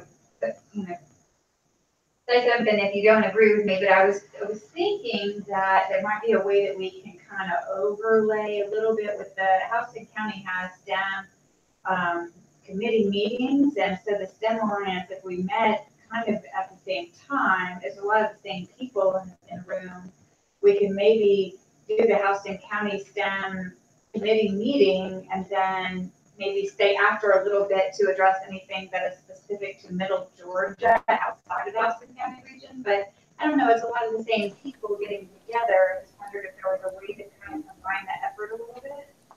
No, if that's possible, or if you're even interested in that. Yeah, no, I think that's a good idea, Alyssa. Because we kept that, yes.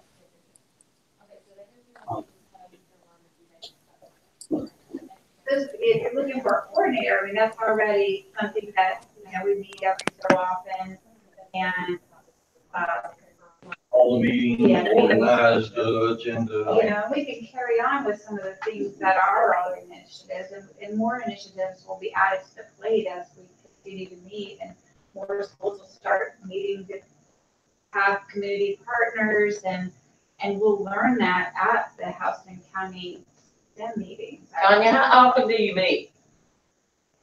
Well, that's a good question. We were meeting like once every 2 months. Then it moved into like maybe once a semester. I think we met once last year. We were going to have our meeting at the Career Academy where we were going to actually visit the Fab Lab and do some things in there as our last meeting, but we have not been able to do that yet. So I do need to do a better job of making those meetings a little bit more regular. But I also want to make sure that, when we come together, we have a number of things on our agenda to cover, I would be a little concerned about the optics of the Houston County schools being the focal point when we're trying to do it with all of our districts around. Yeah, I agree. I'm not just saying combine them and make them one. I just wondered if I'm not either, but I'm just concerned about the optics of the meeting. Just the optics of having the same people there, Houston County people. I love Houston County people, but the growth, especially Tanya, but the growth is going to be in the other areas, and if we kind of mark it out to there, Yeah. I think it might make more sense to them to meet in a neutral location. We'll use that sort of term. Yeah, you got a point. Yeah. In the sense of community development, I sense.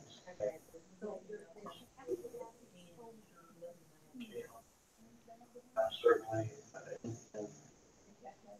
I think it's Middle Georgia.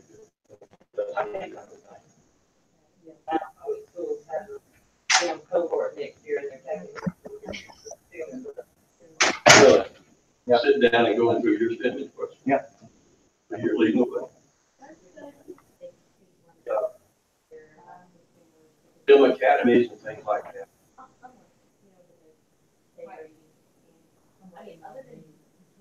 Maybe more inclusive.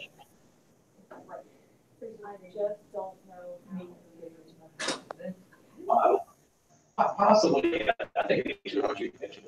Savannah, you got the STEM Academy, which Power is a strong partner. And they're doing it for self-serving reasons, because they're building up their workforce. In Columbus, you've got the NASA Center, Space Center. This sort of thing, and Coca-Cola is there. So in all the cases, Atlanta is a hotspot, but all the other places, you've got someone who just took the bull by the horns, said, we're just going to do this, started bringing in collaborators to make it happen. I think that's where we are with Georgia. We need some spark plug. I want to take this. one concept that when I mentioned this to Dan and Chrissy in the 21st Century Partnership, that one idea that they had was that maybe they could apply for a grant and get some funding for significant part-time coordinator or even a full-time coordinator. Now, somebody's got to know about grants and how to write for grants and which is the best place to put in for it. But and then maybe under the 21st Century Partnership, they can hire a position. So maybe that's a concept that you could work long term if you want to keep this line. Well, I think just like the Housing County Development Authority and the 21st Century Partnership, they're advocating our community. They want to have the things that say our community is involved. I was hoping Chrissy might come today, but so that's still an idea that's worth putting in the minutes, I think. Maybe that's the way forward that we're short of an existing participant saying, you know, okay, I have a person that's willing to take this on as pretty much an additional duty to what they do, the day job, where we are, or continuing. I'm not disappearing. I just need to step back a little bit and minimize my role as You have a database, I'm assuming, of previous participants. What if no decision were made yet? But we agreed to take those participants and maybe go ahead and broaden it a little bit, which we promised to do, which was reach out to the other counties. So we can see if we can get a face from them on at the table as well. Maybe even talk a little bit about adding some industry and just have the next meeting, not have that decision made, but turn it into a think tank meeting. So here's what's been done in the past. All of you are here at the table today. Let's talk about creating some kind of plan for moving forward. That way it won't die, but we don't have to answer that question. We could agree to facilitate that. And I think we should even look beyond Middle Georgia RESA into the Middle Georgia area, because you've got districts all around our region that are included in your region, so we need to reach out to them. Yeah, we got counties up there that aren't on our list. Right. Putnam, Baldwin. how would you coordinate or organize? So we would announce a date, we would take your database and share the invitation with everyone, put together a little letter that we could sort of pass around and agree on what it says. We are inviting you to a think tank meeting to help us craft the moving forward of the Middle Georgia STEM Alliance. Okay. Please come to the table, let's talk about what the future needs to look like and how we support our workforce development needs. Is there an Angie Beasley in all the other counties? County Development Authority. So I know it was a struggle in the week. So I can't think. See, you got this regional, well, Oh, the regional thing, Allen. regional commission, Oh, which is Laura Mathis. Laura Mathis. And, Maybe- but I don't know how that relates to the other. Yes. How that relates to. Well, bring all the stakeholders together, all the people that can have something. Would there be any wisdom in sending out some type of survey with questions so that they can be at least more specific topic, but even if, think about a survey where they could do an electronic survey and then get the information back in so that we could have some probing questions, so that some of the things, you could have a key committee who's gonna kind of lead the top, but they got stuff in their hands and they're just saying, what do you think? I'm not sure they know enough to answer the survey. Well, we would know that then. The database I have is basically an email group of who has come and who's on the list from previous meetings and discussions. If I read your email group, I might remember meeting some of them who came to maybe just one or two meetings. I might not, so you might have to help us know where they work, what their role was, because sometimes you can't tell from an email address Right. who the devil is. And I get a little email here and there saying, you know, hey, this would be a good person, this would be a good person. Don't you think we could put together a plan and Do we have representatives on the database from all the counties that are in your, Now, maybe that's something we could do also. Is there someone in this county or this county that you know that would be? we have, that was Risa's role to invite our other counties. But quite frankly, there wasn't enough education conversation yet at the table. Yeah, and I didn't mean to say, I didn't mean just educators, but That's what you just said. if you live in Baldwin, you know somebody in Putnam that would make sense to be. When we were sending out, basically emails asking people to consider helping with young kids. We sort of threw a broad net, and I got, Chamber of Commerce kind of contact. You have schools.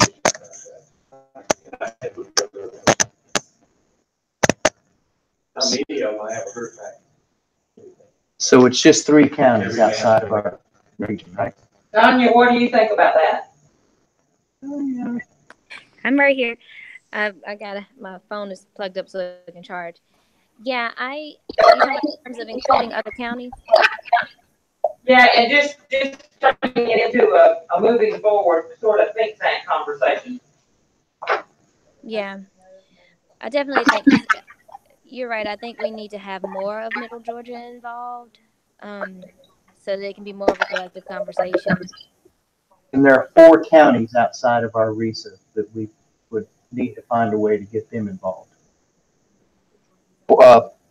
Putnam, Baldwin, Wilkinson, and Pulaski are not in our RISA, but we need to get them into this. And when you said that, I'm trying to even think if they've come to our. I'm trying to think what other meetings I've ever seen anybody from those counties at in relationship to. Maybe not. Yeah, I don't know who's reached out to somebody in Putnam, or if we reached out to the right people in Putnam.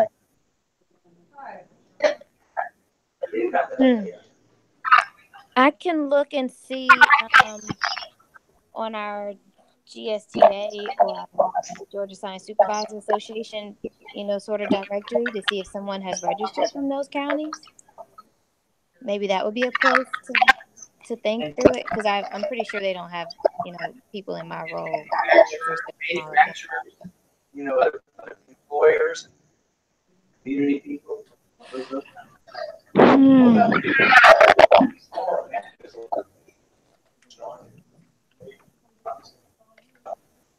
Do they have a workforce development? They do. I made a Blackbird Bridge there. Let me explain that. They had a person come into Greg, and they were applying for a grant. And I got a direct email from Greg saying, would you produce a letter of support? And so I'd never done anything like that before, so I asked around. So anyway, I went to the House and County Development. They were like, Ron, you won't get it. I never understood why, but heard negative feedback. Kind of set me back, and so I never responded to him in a positive way. And since then, it's been cold.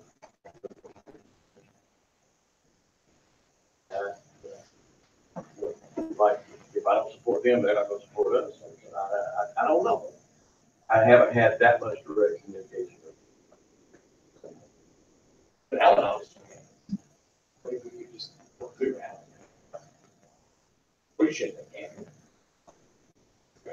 Just see if there's a workforce development component where STEM might fit. That, you're right, maybe have Laura herself.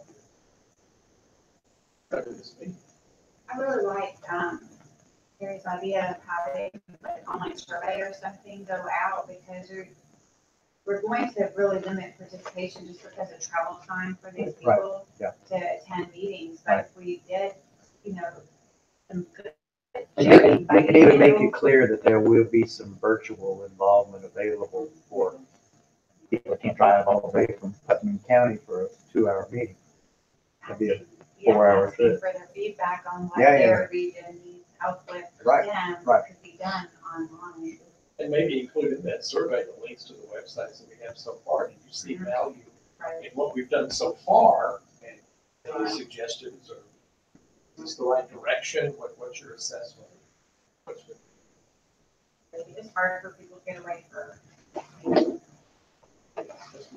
I know some educators in Putnam and Baldwin, but not too many in Wilkinson and none in Nebraska.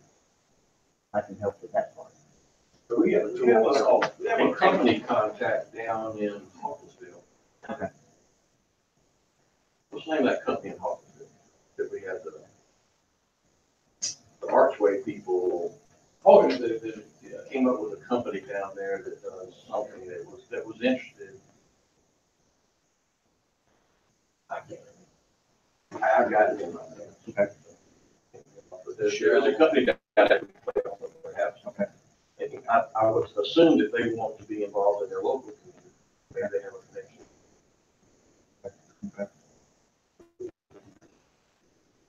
Julie probably knows somebody, that's her reason. Oh, that's true, yeah. Randy would say. So we have a tool that web-based called Think Tank. I don't know if you use it, but it's a way people can do surveys and do online. People can participate either real time or asynchronously online. You know, do something ahead of time and then do, have questions and contribute to the conversation. Right. Tying with the Right. We could have done that with Tony. We're doing that now. This is where she's here she could show us it's being recorded now, so the whole week, that we've got. I mean, I've never heard of it, that's what. Yeah. Yeah, we used to,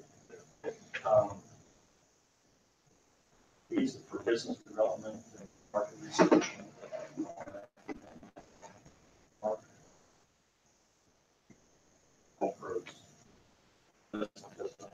Yeah, he was the road to. Yeah. Well, there's an option for technology. Will you send me you said you had a Gmail address? Maybe Yes, but it's unused. Okay. Maybe you could get another He's one. gonna resurrect it for you. Maybe you can make another one just for this. I'm just trying to think of a way that we could work on something, put all these names together and add names to it. And I can contact people in those 2 counties and get more names from them, maybe, for potentials.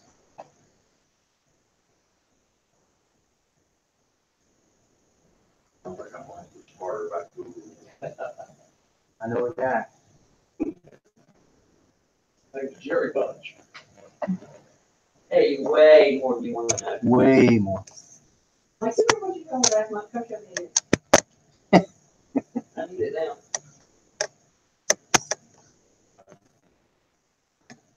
Okay, I'm gonna write up in a minute. I'm gonna send them out as drafts. Work group right here. Do a targeted date. Time frame. For the next meeting. Yeah, good idea.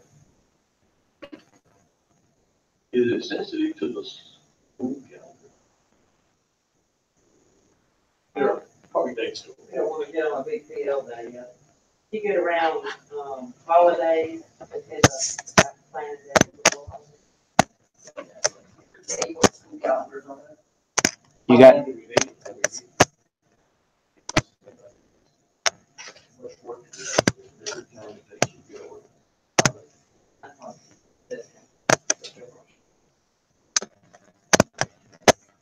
We were sort of on before or after Christmas time. Kind of in that. Carol, all I got is September 3rd and October 5th for schools.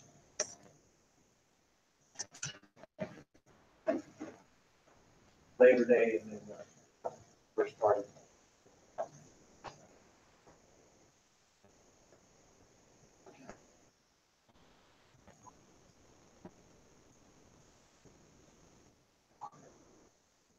My calendar's filling up.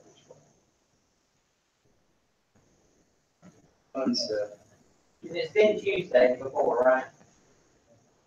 Always been Tuesday. Always Thursday. We did that, what do you call that, Google Home? We did that thing one time. 11 or 25, Tuesday, Thursday. I'm picking dates, because I don't know where the meeting is going to be held. Y'all work with here? Talking about 11th September. Yes, sir.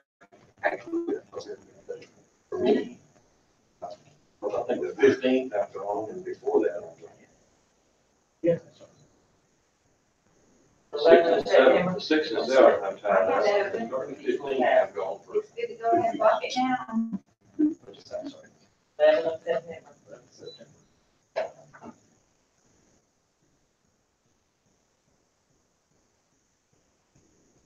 Now, when I emailed you and said 12:30, that was the time I had blocked the room. I didn't necessarily. I thought it was one. Start at 12:30, yeah, I had told you that. You told me to show Come at. You told me I to show did. at 12:30, so we can talk before you got here. So you wanna make it 1 o'clock that day? It's one of the Chick-fil-A holes. Yeah, boy, I learned, he's liberal. Oh, right. He's an engineer. I gotta tell you. Good to say. Double it. Okay, that's not my day. 1 o'clock, work for you guys?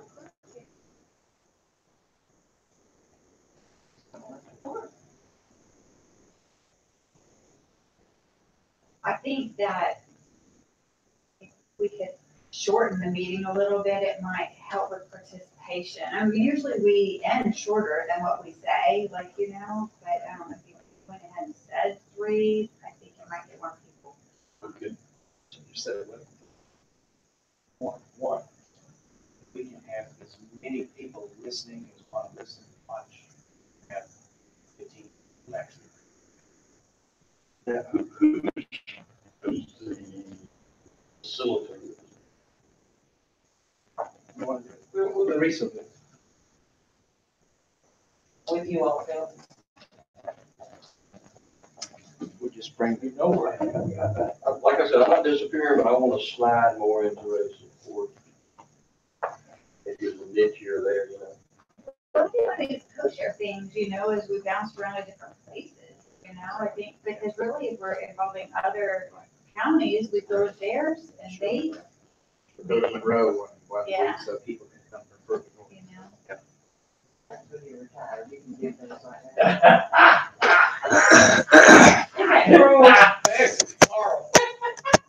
Just made me forget what I was doing.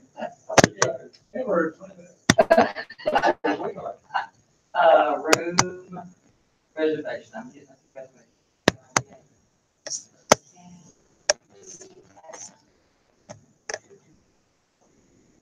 What did I say, September 11th? 11th. 12, 4. At 1 o'clock, right? Sometimes people are in here. That's all What right. did we begin? That sounds good. I mean, you can't make a decision to, Good survey, we can have material to work with. the right decision group, but then you run the risk of having too many. We do a good survey. Yes, we can. Yes, We do a lot of collaboration. that's the key.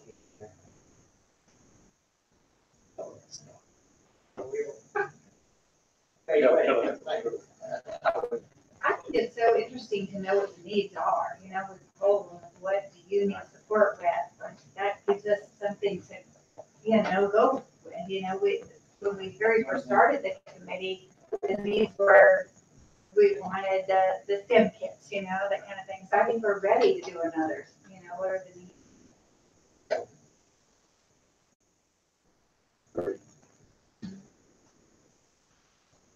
Does that work?